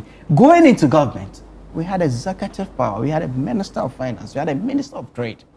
And per the architecture of our constitution, you realize that, look, the vice president is as powerful as the president allows him to do, because we run an executive president in this country. And so you, the vice president, you are as visible, you are as productive as the president. And thankfully, Nana Addo Dankwa Akufo-Addo allowed Dr. Mahmoud Bawumia to run certain projects that he had picked on him and that he excelled excellently. If Dr. Mahmoud Bawumia had been given wholeheartedly the running of the economy from 2017, then you can judge him on the performance of the economy. But he didn't, and he wasn't in charge of running of the economy. And look, I tell you what, the same architecture of this constitution that we have, everybody, including cabinet, is advisory to the president. Look, I recollect when I was a member of parliament, look, a lot of the documents that came to parliament was by executive decision, straight on. And the president had the power to do that. Even advice from cabinet, I mean, it's advisory to the president. And so this thing of Dr. Mahmoud Bawumia being held responsible for, collectively, he's part of the team. Collectively, he is. And it's very evident. And over time, people are going to appreciate this more. And I've just stated, whether Professor Nana Opoku-Agyeman has been touted as an economist, we have this notion of the vice president being the chairman of the economic management team. And so you are in charge. And I mean that is why in the office of the vice president, she has advisors, technical people, and all of that. But I mean, over time, we will see how these things go. The people in the NPP have seen that, look, whatever results the 2024 elections churned out, we as a people have taken it in our stride.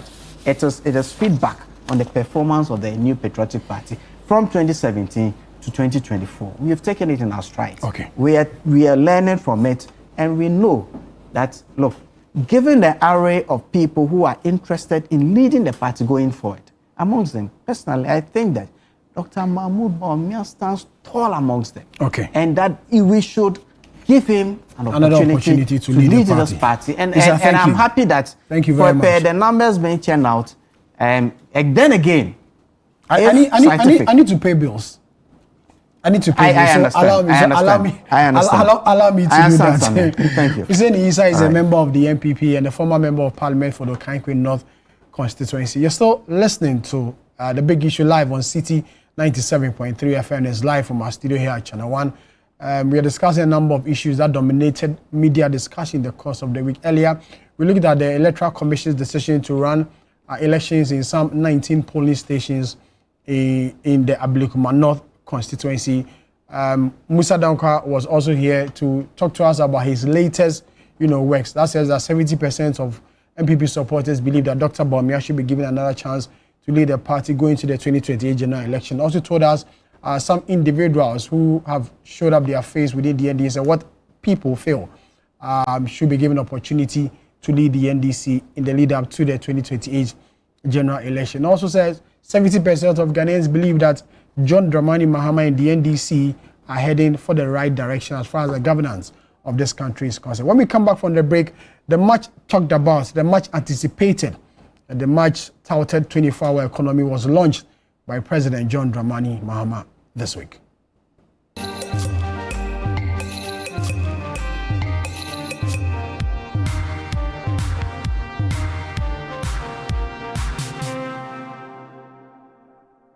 Curious about what's happening beyond your borders? Beyond Borders takes you there.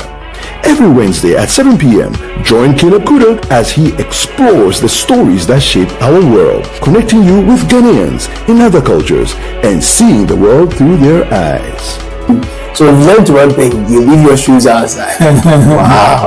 Tuesday, I won't go to Ghana dressed in a Lacoste. As director of operations. From international politics to the human stories that define nations, Beyond Borders brings you a fresh perspective of Ghanaians around the world, one conversation at a time. Beyond Borders with Caleb Kuda airs Wednesdays at 7 p.m. only on Channel 1 TV.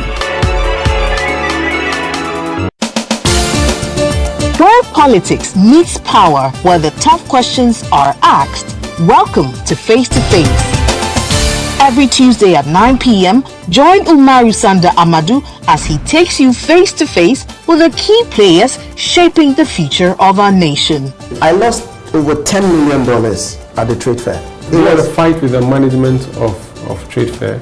I don't have a fight with them. I just deplore the way they went about what they did. Let's talk about the chief prosecutor of the state at the time that you were being prosecuted, Godfrey Yeboah-Dame, the Attorney General. Yes. I think he was directed to jail us. By who?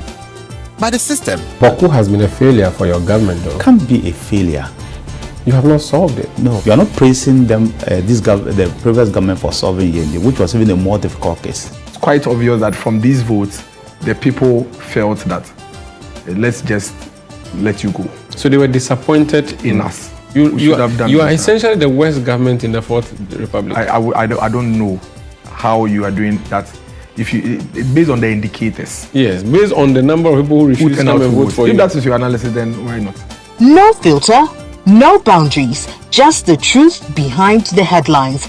Deep, bold, and unflinching. Face to Face with Umaru Sanda Amadou airs on Tuesdays at 9 p.m. only on Channel 1 TV, where politics gets real.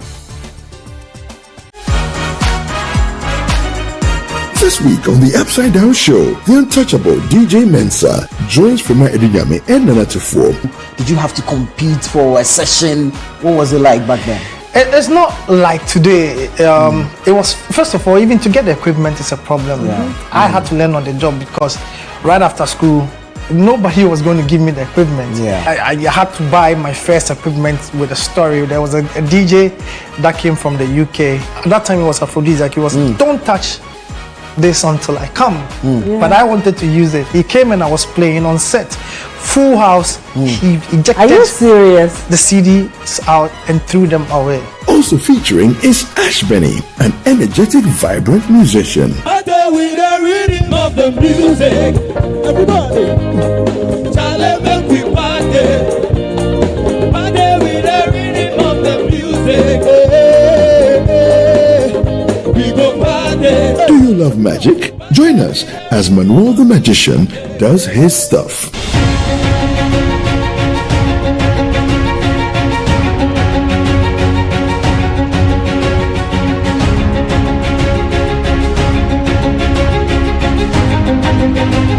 Make a date with us this Sunday at 7 p.m. prompt only on Channel 1 TV. In a world filled with challenges, we all need guidance, hope, and a lifeline to anchor us. This is Lifeline, and I'm your host, Fred Crunchy Mensa.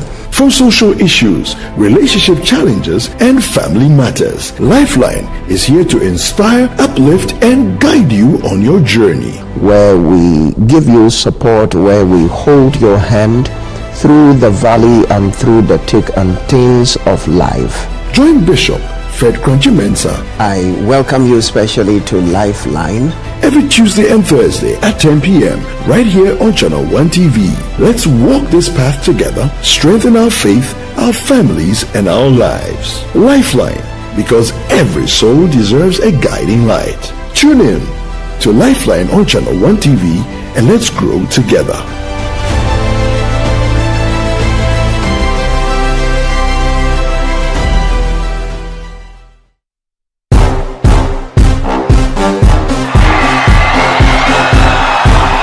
When the stars come out, Ghana Weekend turns up the lights. From the hottest red carpet moments to the wildest after parties. And for all your celebrations, anniversaries, and unforgettable moments, if it's happening, we are there. First, fast, and fabulously. Your front row pass to Ghana's A-list lifestyle is just a click or a channel away. GhanaWeekend.com and Ghana Weekend TV, where fame meets the fans. Promote your next big event with us, because when you party with the stars, the whole nation of black stars should know. Visit GhanaWeekend.com, watch and subscribe to Ghana Weekend TV on YouTube. Stay connected with us across all platforms. Follow us on Instagram with the handle at GhanaWeekend.com. On X at Ghana Weekend, on TikTok, Ghana Weekend, and on Facebook at Ghana Weekend. Join the Ghana Weekend family today. Ghana Weekend, all access, all glam, all yours.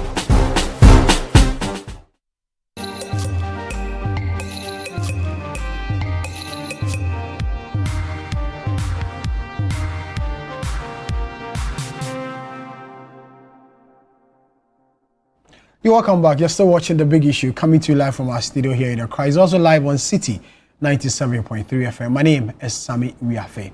Now we're going to talk about the much talked about and much anticipated 24-hour economy, which the NDC used in its campaign in the lead up to the 2024 general election. This week, President John Dramani Mahama launched this policy program and says that it's going to be the game changer as far as Ghana's economic growth and development is concerned. He wants the private sector to get involved in making this whole policy a success. My colleague Akusia Ochre was at the launch of this event and brings us this report. Government aims to reduce imports, boost productivity, and create jobs through the 24-hour economy. With a one-job, three-shift strategy, the president clarified that the initiative goes beyond merely extending working hours. Let me be clear here. The 24H plus agenda is not simply about extending working hours. It is about unleashing productivity, expanding opportunity, accelerating exports through well-structured, multi-sectoral, and inclusive interventions. We're not attempting to fix everything everywhere all at once. The private sector will lead the 24-hour plus program. Government will facilitate and not dominate. The president announced the major interventions under the program while acknowledging the challenges that may arise with the policy. He expressed confidence in the program's success. Our first president, Dr. Kwame Nkrumah, envisioned the Volta project at Akosombo not only as a source of power to power Ghana's industrial sector. He also saw it as an integrated project that will provide agribusiness, it will provide lands for agriculture, irrigation. Unfortunately, that aspect of his vision have been lost. Today, we're recreating Kwame Nkrumah's dream. We'll irrigate over 2 million hectares of land for intensive agriculture. The path will be challenging, but we will succeed. Meanwhile, presidential advisor on the policy has called on the finance minister to take direct oversight of incentive structures tied to the policy to ensure transparency. We have presented our 24-hour plus incentives package along with its impact assessment report to the Ministry of Finance for final review and adoption. Our proposals to the Finance Minister aim to simplify incentives and eliminate unnecessary bureaucratic discretion, thereby discouraging arbitrariness and facilitating the automation of processes. That was Dr. Guzitano, Presidential Advisor on the 24-hour economy, speaking at the launch of this event this week. We'll come back to the studio and we have a new guest who's joining us on this particular subject matter. In studio is Nelson Kujo Kwagbeji. He's head of finance at Melbourne Capital. He's also a tax analyst to help us break down this whole 24-hour economy. During the launch, we were told that it's now going to be 24-hour plus, and the president gave the breakdown.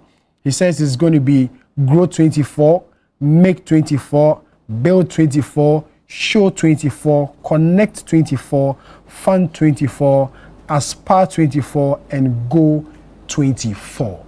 So these are the thematic areas where the president or the 24-hour economy is going to hang on.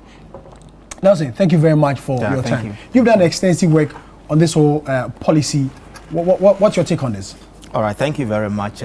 Good morning to you and good morning to my senior brother. The first time we heard of the 24-hour policy was during the election during the campaign time. Campaign time, when the NDC made mention of the fact that once they are elected, they are going to run the economy on 24-hour basis. And they gave us certain details as to which countries are currently practicing the 24-hour economy and the benefit of that particular 24-hour economy to the general growth of those economies. And so I think yesterday, the policy was launched and the president made clear that they intend creating 1.7 million quality and decent jobs. In fact, in every economy, there are 4 general policies that affect the growth and development of the economy. We have the fiscal policy, which deals about government revenue expenditure and debt management. We have the monetary policy that actually talks about fiscal, monetary stability, inflation, and general prices. We also have the exchange rate policy, and finally the structural policy. The fundamental issue is that when you are using a particular policy for so long a time and it's not yielding the right result, then it means that there must be a policy shift. So this is where the 24-hour economy comes in. We all go to work at 8 a.m., we close at 5 p.m. That ends it. Then we go and sleep. But the government is saying that they are going to run the economy on 3-shift basis in order to create 1.7 million quality and decent jobs. Now, as part of the rollout of the program, the government said that the program will be rolled out in 2 stages. The stage 1 is to capacitate the private sector in order to increase productivity. And by so doing, they are going to incentivize the private sector, especially companies that will hook up onto the program. So one of the incentives that they intend giving to the private sector, companies that wants to be part of the 24-hour policy, is the zero import duty on raw materials and machines that they will eventually use for their production.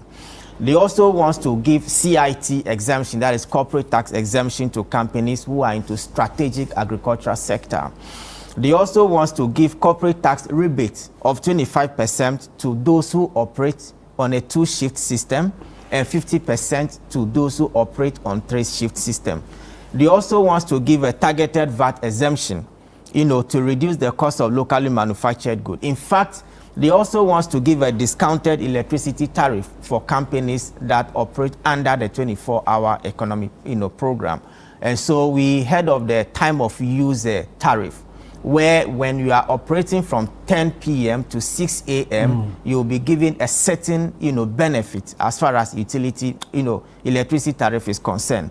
They also talk about fast-track electricity connection. And so there are array of benefits that they intend giving to the companies that will operate under this particular policy.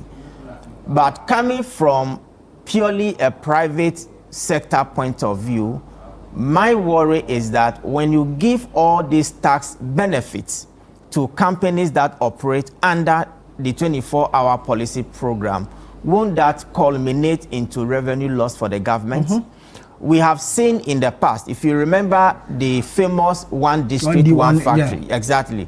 Government committed more than 540 million Ghana cedis to incentivize those who were operating under that program. But what has been the status of that particular program as of today? So clearly, if measures are not put in place to actually seal the revenue gap, we may end up repeating the mistakes that we did in the past. 1D1F, yeah. Yes.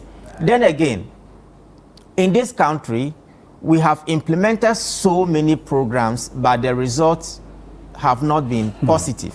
Let me give you some examples.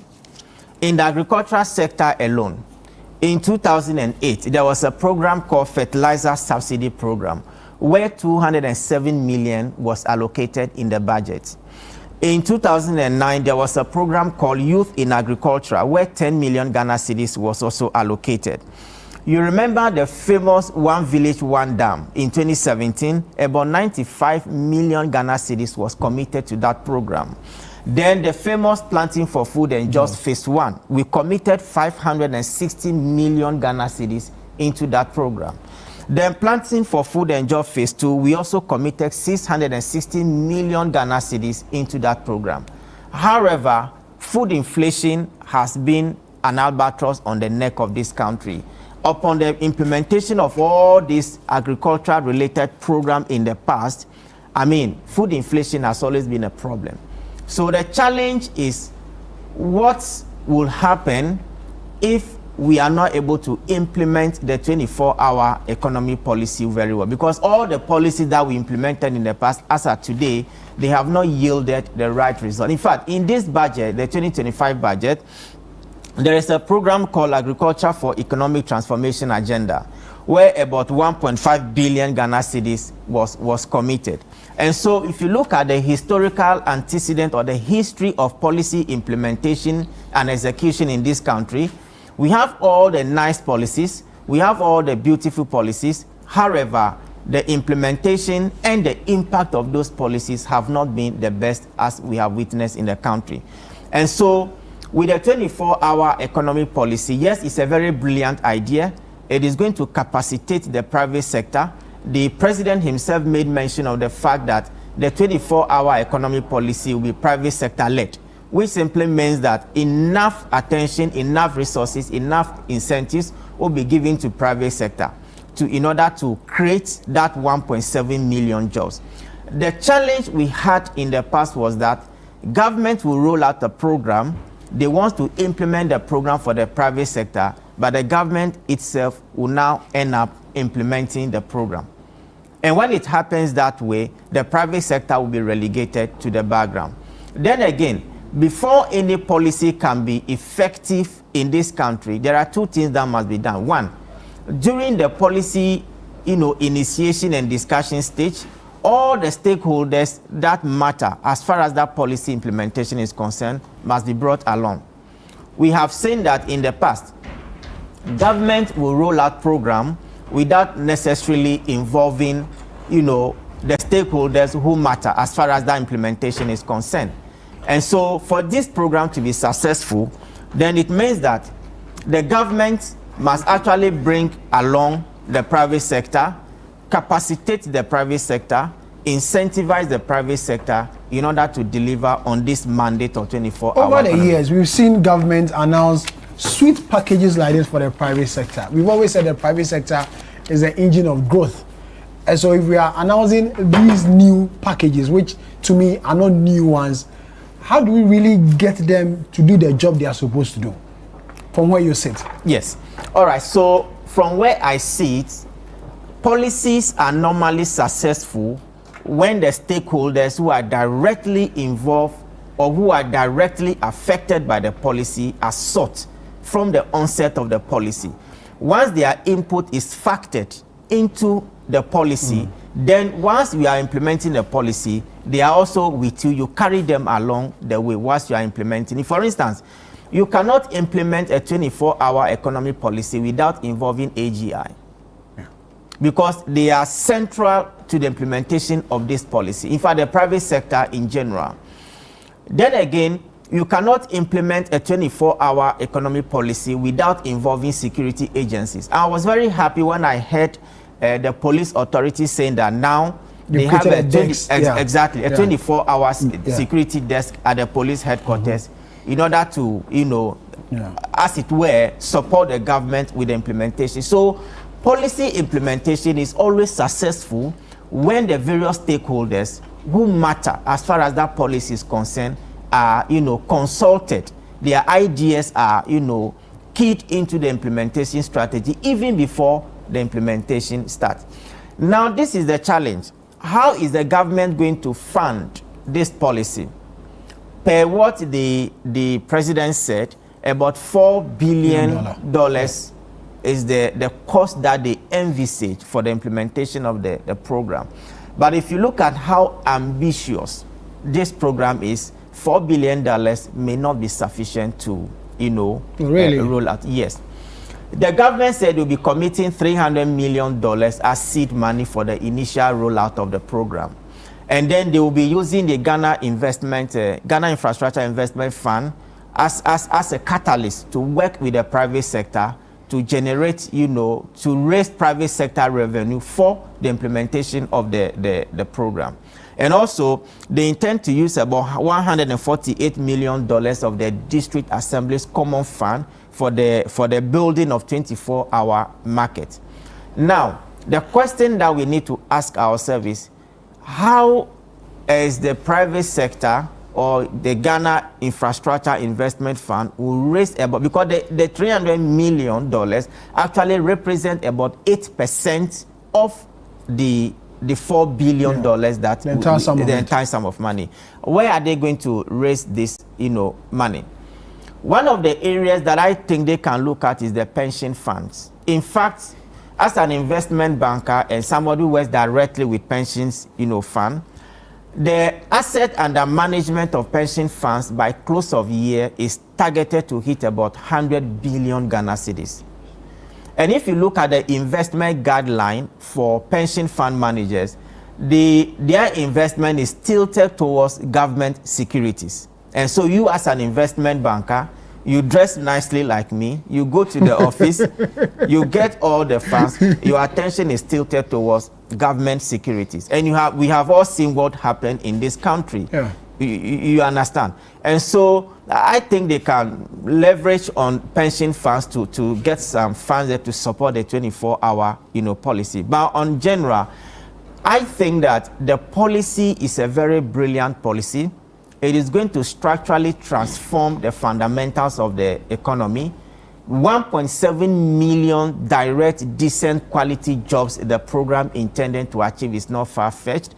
The only issue is that, one, we must have a secure source of funding. In fact, according to the document, when you read the document, government intend imposing 2.5% on certain imported products that otherwise could have been produced locally, 2.5 import levy on those products.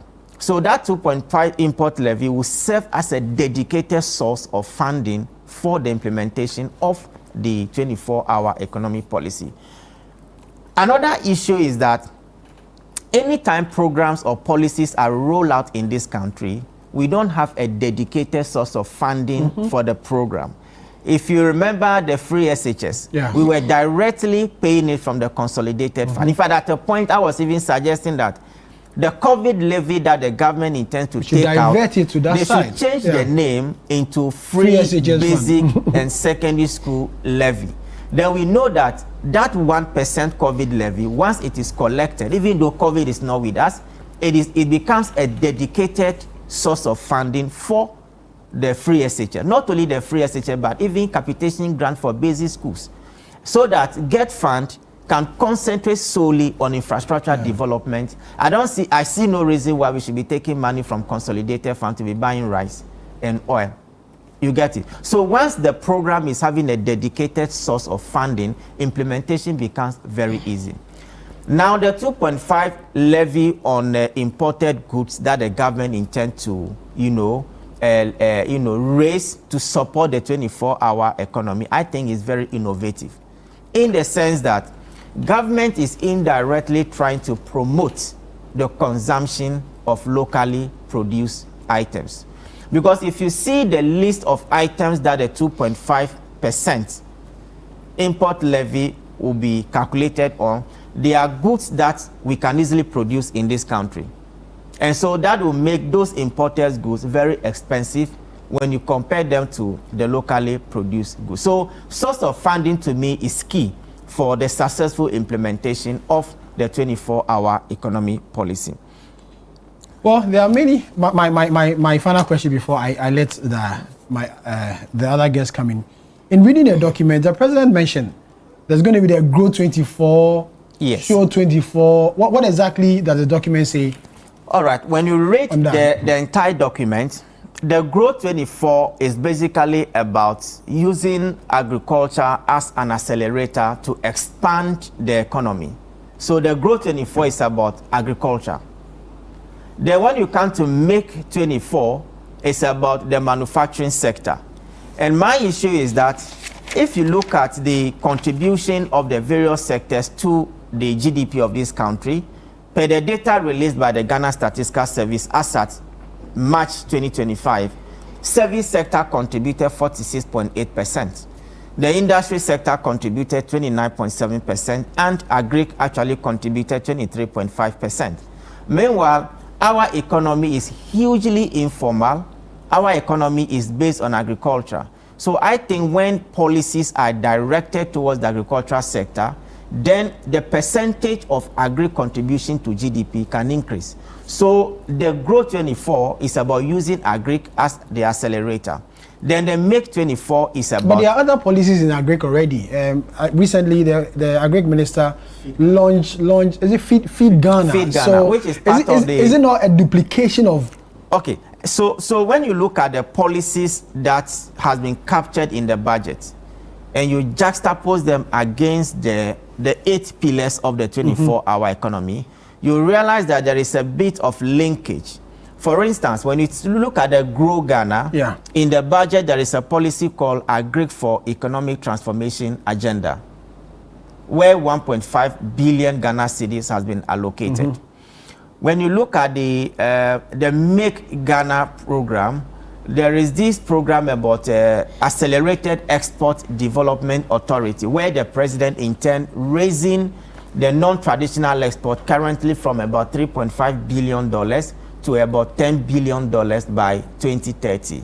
So you realize that even the Accelerated Export Development Authority or program has a direct link with Make 24. Then we also have the Build 24, which has to do with the construction sector. In fact, this is where my interest is in particular, because in every economy, when you have a very vibrant and strategic construction sector, it creates a lot of jobs, most especially for people who are with TVET skills. And so when you take this building or CTFM, for instance, you need masons here, you need electrical guys here, you need plumbers here, you need all kinds of skills workers here. And so according to the document, there will be what you call Construction Industry Development Authority, CIDA. This Construction Industry Development Authority will be sort of a regulator regulating the entire construction industry. And I think it's a very innovative and brilliant idea. Then we also have the Show 24 that has to do with culture and tourism. In fact, when you go to Tunisia, their economy is largely dependent on tourism.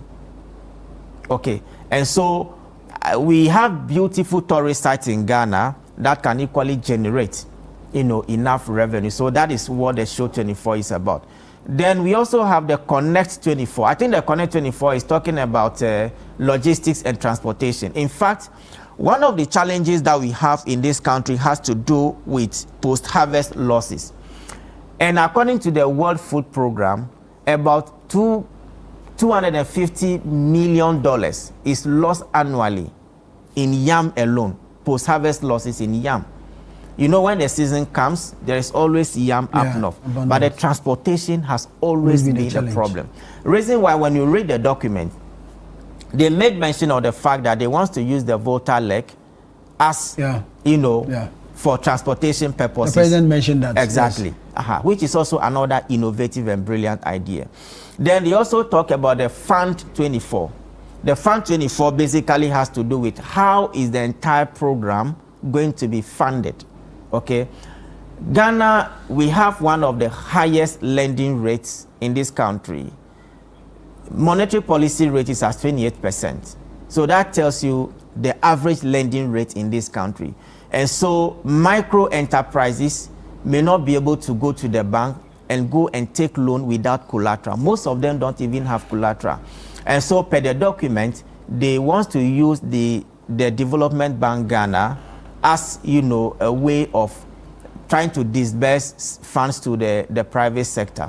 Then they also have the Aspire Ghana that has to do with skills development. In fact, there is a sharp disconnect between what we learn in school and what actually transpires at the industry. And so I think they want to use TVET as a catalyst to bridge that gap. So basically, that is about the 24-hour plus. As I did indicate, until recently, we've been hearing only the 24-hour economy, which is about incentivizing private sector to employ 3 people for 1 job on 8-hour shift basis. And so the 24-hour plus is a policy shift that they are bringing on board too. And it's highly ambitious. It needs serious funding, because without funding, this program may not yield the right results. Nelson, thank you. Thank you for that comprehensive explanation. It was a campaign promise. The Mama administration says it has delivered on a campaign promise. Your take on the 24-hour economy. I'm talking about ISA. I'm not talking. So I don't get a name confused again. Sammy, Mama administration says what? They have delivered. It was a campaign promise. They promised 24-hour economy. And they have delivered a document. They have delivered a document. not the A program, document. or they have delivered a document. You see, one would have thought that at the time they were touting the 24-hour economy, they knew exactly what they wanted to do. You will recollect that for the New Patriotic Party, he mentioned free SHS. And free SHS, I will say, was linked to our oil revenue. So free SHS had a funding source. We had linked it to our oil revenue. So we funded it from our proceeds of our oil revenues. When we were touting free SHS in 2008, we knew exactly what we were about. You recollect that for the first time, Imani actually challenged the president. There was an interview on BBC at the time, and so it came out. In fact, even the costing were expected to have costed how much it was going to cost us, how much it was going to cost us to roll out free SHS. All of this were up to, and so at the very first opportunity, in September of 2017, we were ready and we started off with free SHS. And I mean, the results is out there for the jury. Moving forward to 24-hour, we've seen, for me, for what I see, I had 133 in the campaign and all sort of connotations. I recollect the chairman of the party, soon to be flag bearer of the party, Mr. Honorable Esedu Kitia. Yeah, I recollect him telling the organizer that, Charlie, if you work in the night, it means that the cost of your electricity is going to be lower than somebody working in the afternoon. But I was wondering, well, if I have a tire problem with my car, was I going to go there midnight? Or it's all, and you see, some of these things are cultural. My brother here mentioned economies that have actually been run, and they mentioned Australia. Some part of Australia, not the whole of Australia. I think it was Sydney or something. That had some rollout of a similar thing that they wanted to. And of course, when you look at big cities like New York and London, they're virtually, but look, you go into London and there is regulation. After about 10 p.m., there's no pub open. The whole place is, even the most lively parts in London sleeps. If you go to New York, same. If you go to Sydney, same. So this 24-hour thing, what we got to know, I've been proud to the elections. You recollect there was somebody in Kumasi talking about Guangzhou and lions and all of that. And it's a significant shift, but it's all well and good. Unless now we have a document that we can look at. And looking at the model, it's early days yet. I mean, this document has been out, 2 days, and it's about 300 pages. And so we're looking and seeing what, but you see, funding is a problem. And we all know what the problem is with this economy. The structure of the economy has to shift from where we are, else we are caught up in some cycle. And the president recognized that in his address, that look, given what the structure that we have run over the years, we produce raw materials, we ship them out, they process them, and then we buy the goods. And because we are always import dependent, Forex also becomes a problem.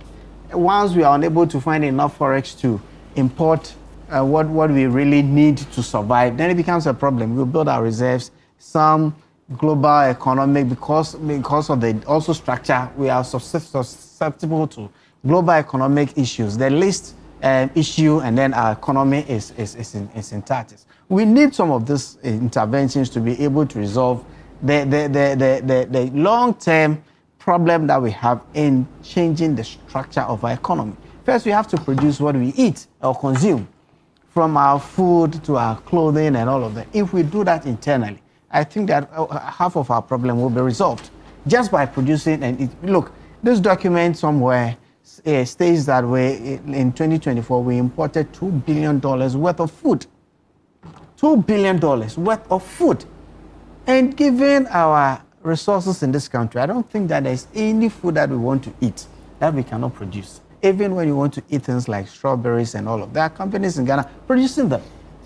Given the right infrastructure, we are able to produce all of this. So you see, when we have some of these policy interventions, we, as Ghanaians, we should all be happy and be able to roll these things out. Because look, if Ghana becomes better, it's for all of us, and it's for generations unborn. I mean, we are going to all enjoy it. But you see, but we have to look at this and look at it again.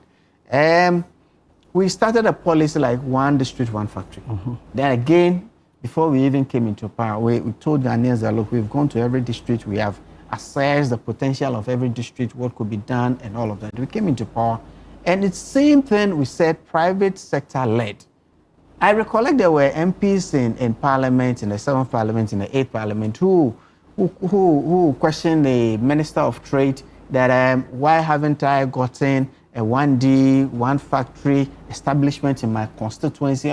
Because if it is private sector led, you expect that the private sector, it's out there to make profits. And so they are driven by profit. So where the conditions do not give them the required return on whatever investment they want to put in there, you realize that private sector will not go there. And so government is found wanting, and government has to intervene. All of these things were taken into consideration. Look, policies like you mentioned, one dam, one village, one dam, they were novel.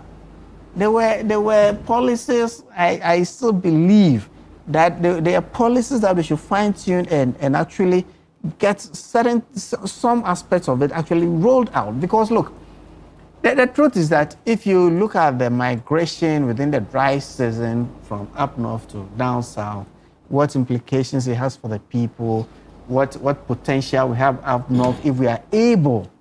Look, I am into agric and horticulture currently. I am virtually hanging my egg because of the season. The seasonality, the prices you get for the produce that you produce, because of the season is on. But in the lean season, because I have the infrastructure to do it, the prices are up there. We have those fluctuations in prices and all of that. It makes agric itself unattractive. What we need to do, make it attractive. And if we can make it attractive, there are very simple things that we can do. Look, at Champong, we all tout in the 70s, we were able to roll out Operation Feed Yourself. And one of the times that we had surplus food in this country to the extent that we exported significant amounts of food. And so we should sometimes be able to break some of these policies down to the minutest level so that people can buy into it and be able to roll out. Now I'm seeing a very humongous policy in front of me, a 300-page document. For the first time, I'm seeing Aspire 24 for production, for a productive workforce aligned to industry needs. TVET people, aligning people. It's just giving you a breakdown of the program. Well, a detailed breakdown of the program. If that is the intent, so be it. I'm looking at the output. Sometimes it's not so much the input or the effort. It's about the output. Yeah. What we are able to get from this whole policy document. But I appreciate the fact also that we have moved from 24-hour to 24H plus. That's a sexier. You seem to be sexier. That's more sexy, 24H plus. That is what we are looking at now. Mm-hmm. So it's no more the 133 that way. The president said that in his address that he's moved significantly from. And so we shouldn't assume that it's just the extension of working shifts that will create some jobs. Look, people like the Minister of Foreign Affairs, he came here, the ministry is now running 24 hours. Ghana Publishing, the entity is now running 24 hours. This should be GD. Now that we have the real document, for me, I think that, look, it's a blueprint. I think that we all should put our shoulders to the wheel. If it works out, it works out for all of us. If it doesn't, then there's a problem. Because we all agree the structure of this economy has to change for us to be able to make some progress as a nation. Else, so it's early days yet. We are saying, but like he's saying, the funding as well. I'm looking at the fact that when the minister goes to Parliament with a mid-year budget, he'll be able to make some substantial allocations to it. Then again, one thing that I think that we also should talk about as a nation is budgetary allocations and disbursements. They are two very different things. Look, the minister can come to Parliament and read all the nice things, allocation of $4 billion to this sector and all of that. In the next Parliament, when they come for budget hearings, then you see that the previous year's budget, what was allocation, was the actual disbursement. It's an area that personally, I think that we need to study it and reconcile some of this, because actually budgets are budgets do, but the budgets will have to be as close as a. So some of us are advocating for things like a budget office in Parliament where we are able to build that discipline to ensure that our budgets are actually very, very close to reality. It will help us to be able to roll out some of this rather than just mention and then when it comes to disbursements, it's something else, and then a policy is found. So thank you. But it's good that at least they've mentioned $4 billion, and we'll be working with $4 billion until anything changes. Sure. So. Thank you. Thank you for our economy. Isa, thank you. Isa, a former member of Parliament for the Ablikum North constituency. Musa, I'll come back to you shortly, but I want Nelson to just explain a few things to me. So, Nelson, in the document, did they give a time frame or a timeline in achieving these 8 areas? The 9 thematic areas the president mentioned. Were there clear timelines as to when to achieve these things? Yes.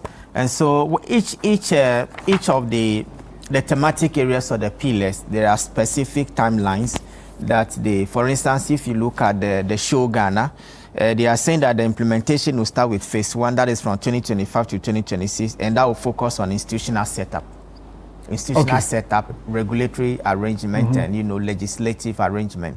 Then the phase 2 will be 2026 to 2027. That will be a national rollout of the program. And then the phase 3, that will be from 2028 to 2030, will focus on scaling export, global partnership. So each of the 28 to 30. Exactly. Okay. This is a medium to long-term policy. You cannot achieve all these ambitious program or policies within a year. That is practically impossible. And what the government intend doing this time around, which to me is very innovative, is that they will come up with a bill, and that bill will be sent to Parliament to be passed into a law. And so we'll have the 24-hour authority, which means that government goes, government comes, that institution is there. It was exactly going to be my next question, because we live in a country where projects started by previous governments or initiatives are always abandoned. Exactly. And so if this is something to develop the entire country, good idea, and a new government assumes the reins of power, it will be abandoned. And we live in a country where we've seen this several times, go in, go out, we say it. Well, I agree with you.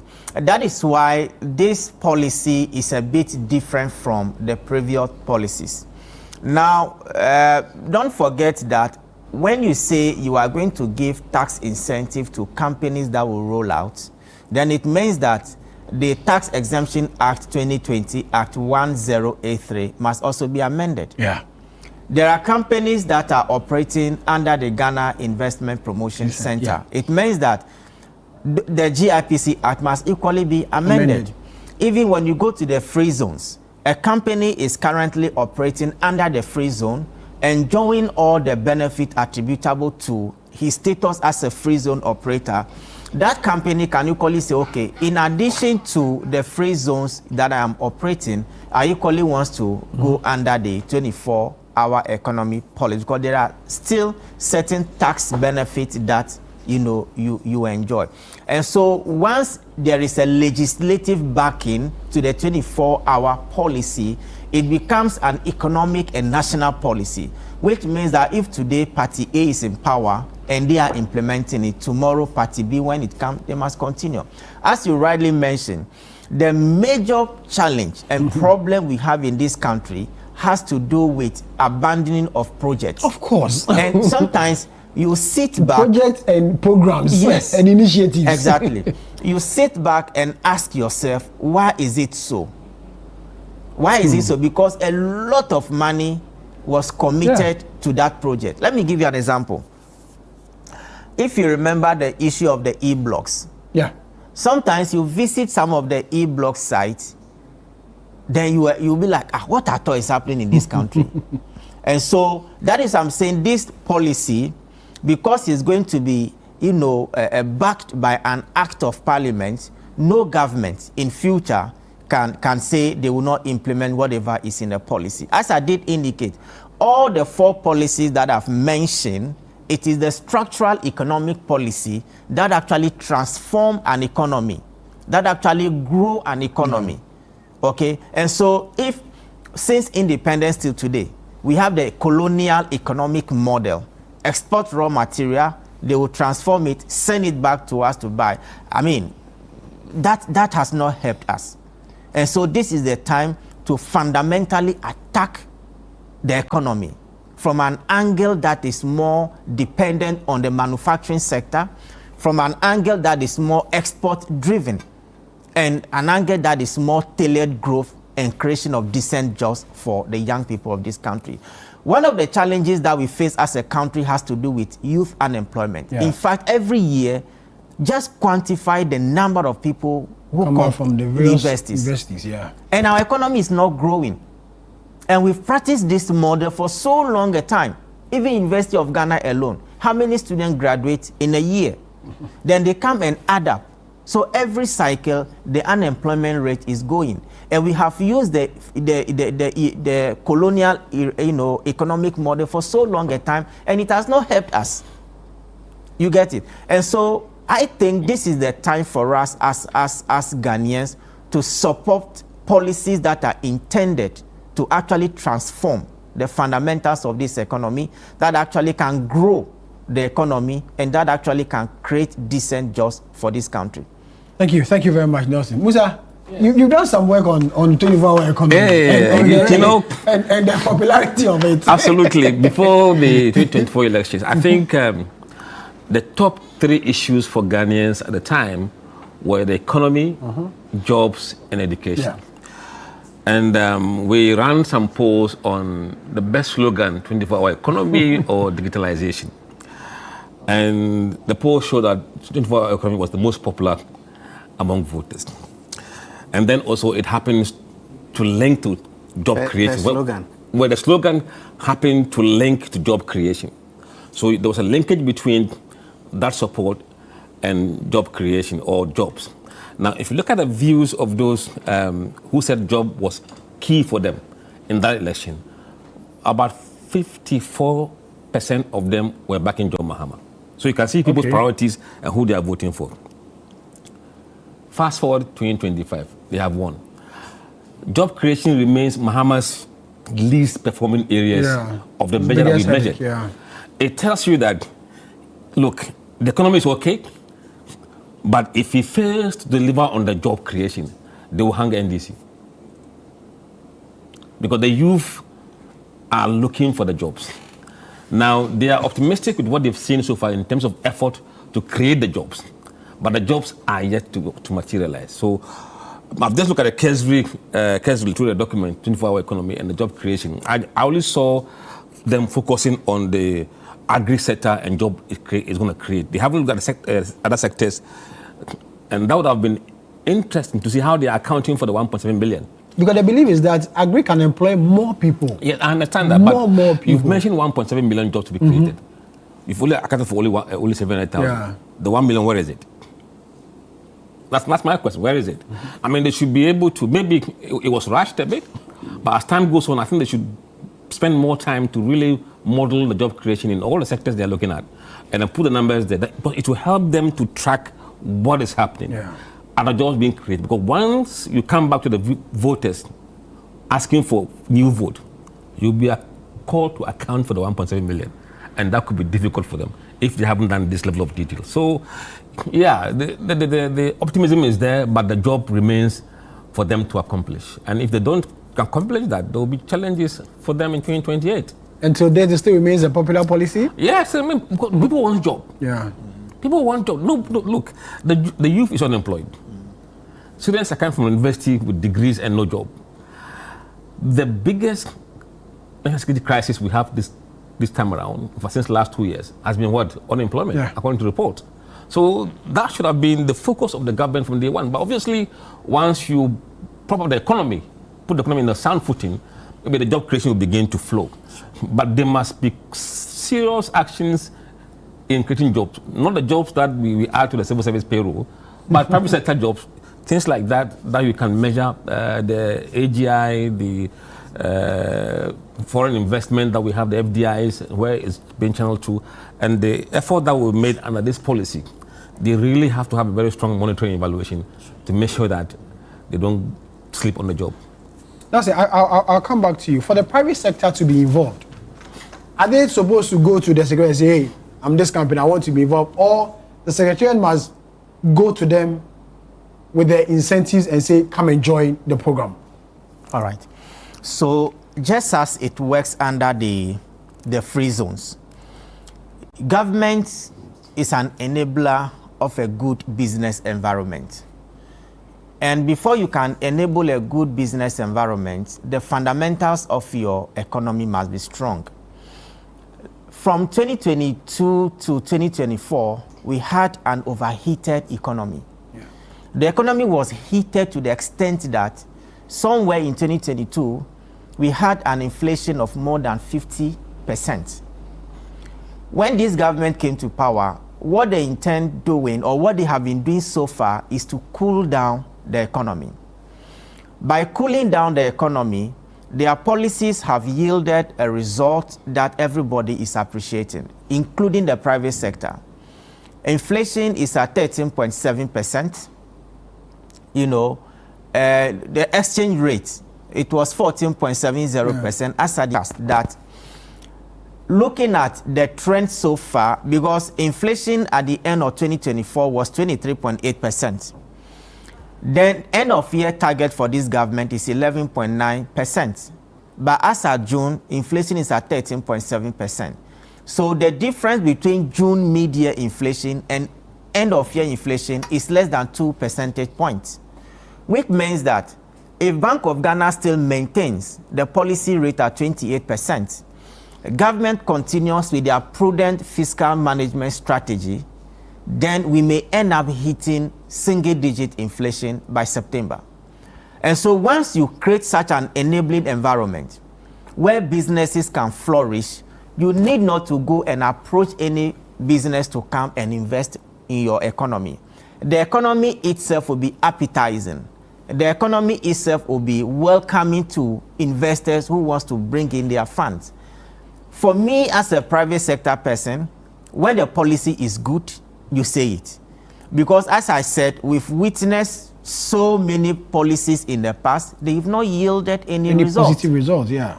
You see, you remember the SADA program, where we were told that was when the chickens were flying to Burkina Faso.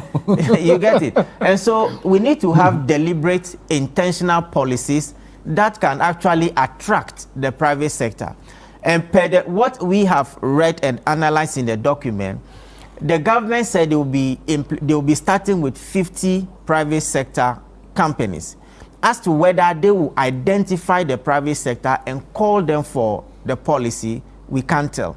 As to whether private sector will apply directly to the 24-hour secretariat for sorting to be done based on certain criteria, we can't tell. But as it stands now, that is what the policy is about. I'm sure that it is the private sector businesses looking at the incentive packages under the program. They may want to do what? I'm sure even at CTFM, you guys run a shift here. Yeah. Isn't it? Some people come in the morning, some also in the afternoon. Which means that CTFM Channel 1 TV, you are running a 2-shift system. And per the document, if you are running a 2-shift system, you'll be getting a 25% rebate on your charge. Let me so charge we are Channel 1, we qualify. We qualify. Well, if you run a 2-shift system per the document, then you have to apply and say, hey, at Channel 1 City TV, we have been running a 2-shift system. Based on this criteria, we want to apply for this incentive under the 24-hour economy policy. So I don't think it is the government that will go to the private sector that, hey, come, but based on the incentives that are embedded in the document, they themselves will apply to the secretariat to be considered for the 24-hour policy. There is one thing that the president mentioned that I quickly want to comment on, has to do with the manufacturing sector. You see, you cannot be exporting raw materials every now and then and be importing finished products and you intend to create jobs. No. Every 1 bag of 5 kg rice that we import from Vietnam or China or Thailand, I mean, Musa Danko is a statistician. He will tell you that an equivalent employment is created in those countries. And unemployment is created in your country.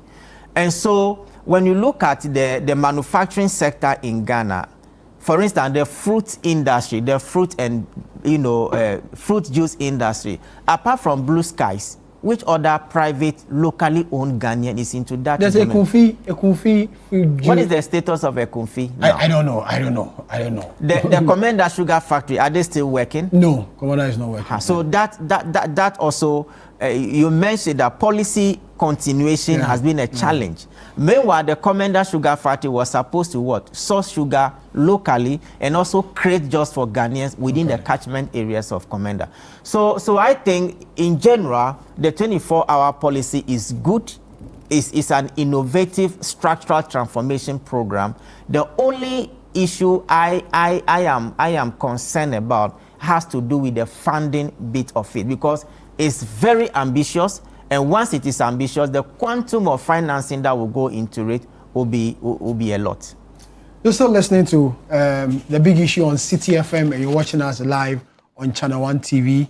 And this is your favorite weekend news analysis program. We bring you the topical issues that dominated media discussion in the course of the week. My name is Sami Wiafe. I'm sitting for regular host Salom Adono. We'll go for a quick break. When we come back, I'll take some few reactions from Issa. He has a finance background. I asked him that if you're talking about funding, Nelson is proposing pensions fund. Would that be secured enough considering the recent volatility we are seeing within the financial market?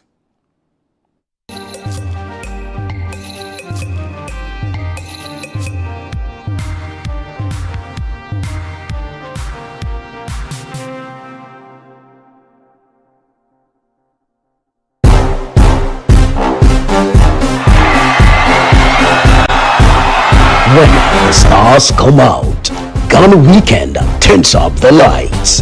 From the hottest red carpet moments to the wildest after parties. And for all your celebrations, anniversaries, and unforgettable moments, if it's happening, we're there.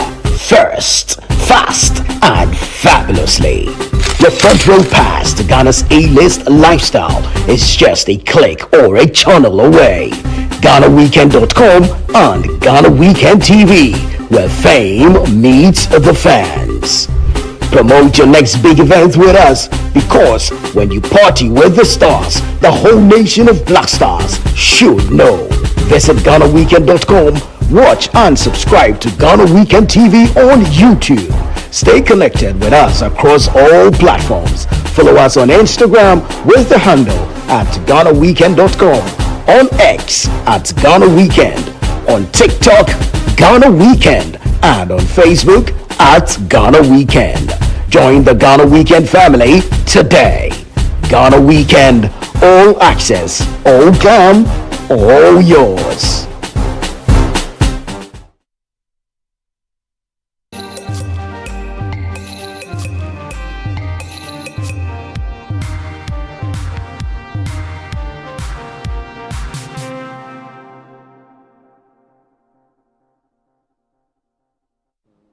You're welcome back. You're still watching The Big Issue, coming to you live from our studio here in Accra. It's also live on the City 97.3 FM. I am Sami Wiafe, sitting in for regular host Salom Adono. We are discussing the 24-hour economy launched by President John Dramani Mahama in the course of the week. He says this is going to be a game changer as far as Ghana's economic growth and development is concerned. The policy is hanging on 9 thematic areas: Grow 24, Show 24, Aspire 24, Connect 24, Go 24, and a number of them. My panelists are discussing this whole policy, which many people believe will help the country's economic growth and create the needed jobs. The policy itself is targeting some 1.7 million jobs to be created throughout the implementation of the policy. Government is looking at some $4 billion dollars investments. Already a seed capital of $300 million or $400 million will be used in implementing or starting this whole 24-hour program, which was a major campaign promise of the NDC administration, the lead up to the 2024 general election. Isa, you have a finance background. Now, Nelson spoke about funding, which has always been a challenge, in sustaining programs here in Ghana. He's proposing or suggesting that government may consider looking at the pension fund for the investment drive in this. Is this safe enough?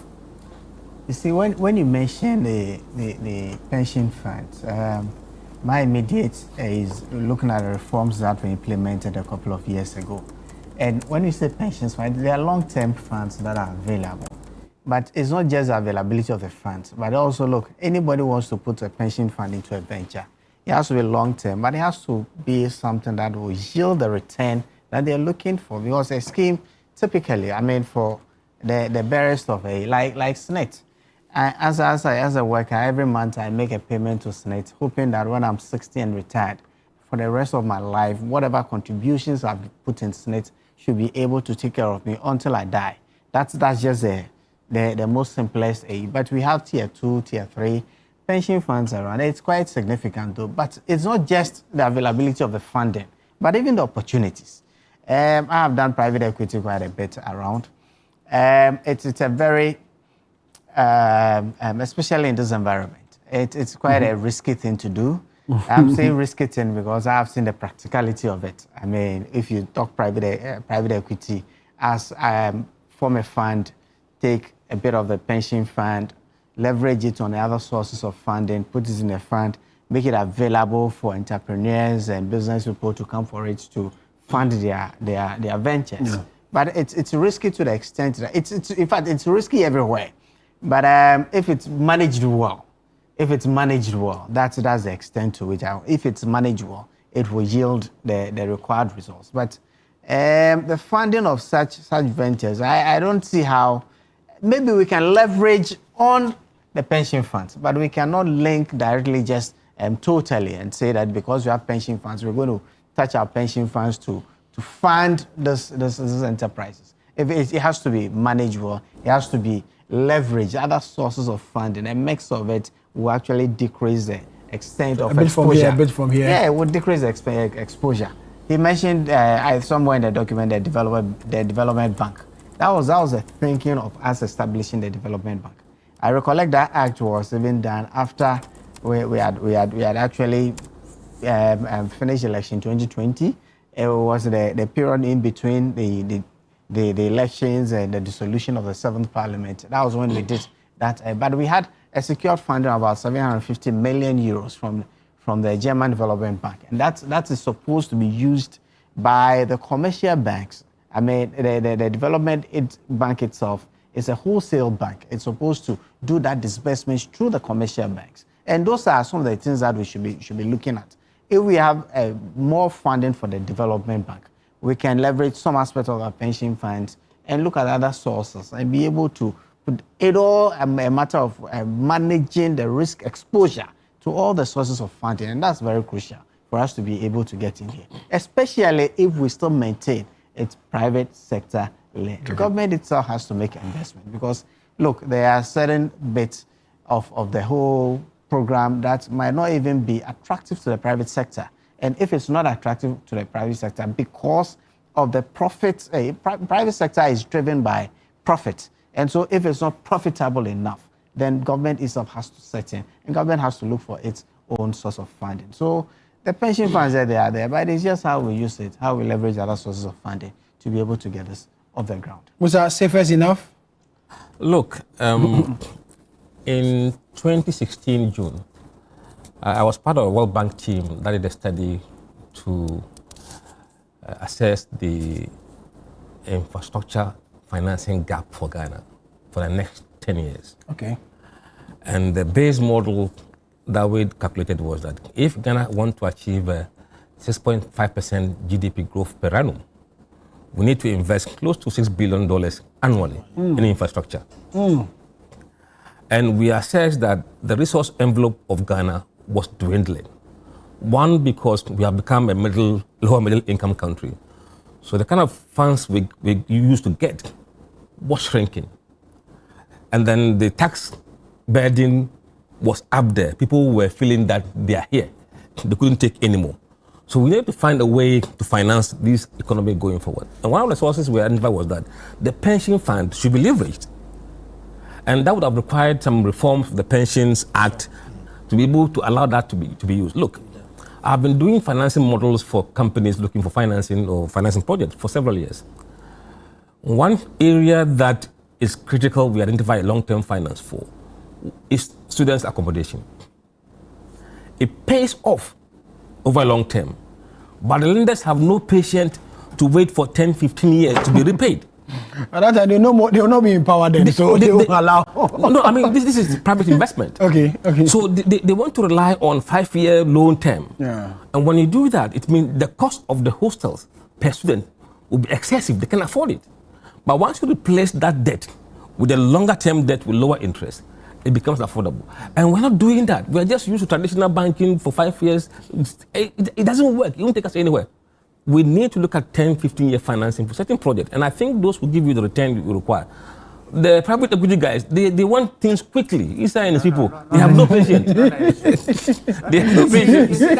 That's what you are talking about, student hostel. That's why SNIT got into what they call Pentagon on the University of Ghana campus. Yeah. Exactly what it is long term. I think that project is quite one of the projects we need to study around here because it's been able to pay off. But unfortunately, the costing of it's just way out there. And if you compare that to the traditional halls, realize that the private hostels are way up there. I mean, it's not affordable just because the thought of funding the funding mix. I think we need to strike a balance. Was just right. We need to strike a balance between short-term liquidity needs of the pension funds themselves and long-term, investment strategy and needs. Because the fact that you have, let's say, 60 million Ghana cedis AUM doesn't mean you are going to offload everything into long-term. People are going on retirement every now and then. Yeah. In fact, I happen to work with a company that is into fund management. And you realize that even the public sector workers, pensions is calculated on basic salary. And so when your basic salary is not that much, every month you can be getting something, let's say 120 Ghana cedis as your contribution to even tier 2 or even SNIT. You understand? And so people even go on retirement and the quantum they receive under tier 2 is nothing to write home about. One, it could be due as a result of their contribution and also the gains that the fund itself is generating on the asset. And so when it is long term, maybe they may have some flexibility to study the market and see where they can place their fund. I am not suggesting all pension funds in Ghana should offload their fund into the 24-hour economy. No, I am saying that it is an option that the government can consider. In any way, government must sit down with them, have a discussion with them, and see how they can strike the balance between short-term liquidity needs and long-term investment gains. A friend of mine is asking if government can't take a loan to fund it. No, it does. Is there a possibility like that? It's not. The development bank was funded by a loan. No, but you see, you don't want government, or we know where the economy is headed in terms of borrowing. Even we've been shut out of the international borrowing markets. We now have to use the treasury market to be funding our budget. And if you can avoid using government funds, that's the first thing you should do. We shouldn't be encouraging government to be borrowing. Private sector led. Private sector led. I mean, anything about government is a big thing. It will fail in the next few days. It will end check. So let's focus on sustainable funding for some of these programs. 24-hour economy. Interesting discussion. This is your favorite weekend news analysis program, The Big Issue. It comes to you every Saturday from 9 a.m. to 12 midday every Saturday. And today was one of the usual days we had an extensive conversation on a number of issues that we brought to you. First, we started with the Electoral Commission's decision to run some fresh elections or rerun elections in 19 polling stations in the Ablikuma North constituency here in the Greater Accra region. For the past 6 months, that constituency has not had a member of parliament, a cause for worry for many who believe in democracy. Also, Musa Dankwa did some work or has done some work as far as who leads the MPP in the next general election is concerned.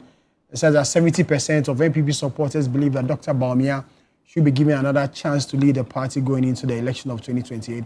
And also says 70% of Ghanaians believe that John Dramani Mahama, president, and the NDC administration is taking the country in the right direction.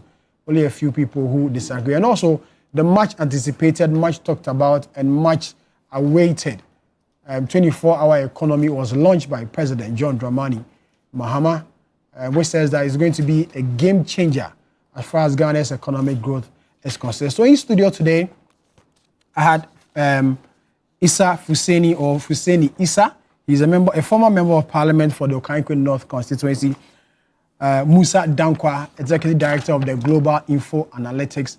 Edem Agbana, previously you heard him. He's a member of parliament for the K2 North constituency in the Volta region. And then you had Nelson Kujo Kwabwezi, right? Kwagbeji, thank you for the correction. He's head of finance at Merban Capital and also a tax analyst, helping us break down the 24-hour economy policy announced by the government or launched by President John Dramani Mahama. My name is Sami. We are sitting for a regular host, Selam Adonu. So we come your way again next week. May the good Lord be with us all.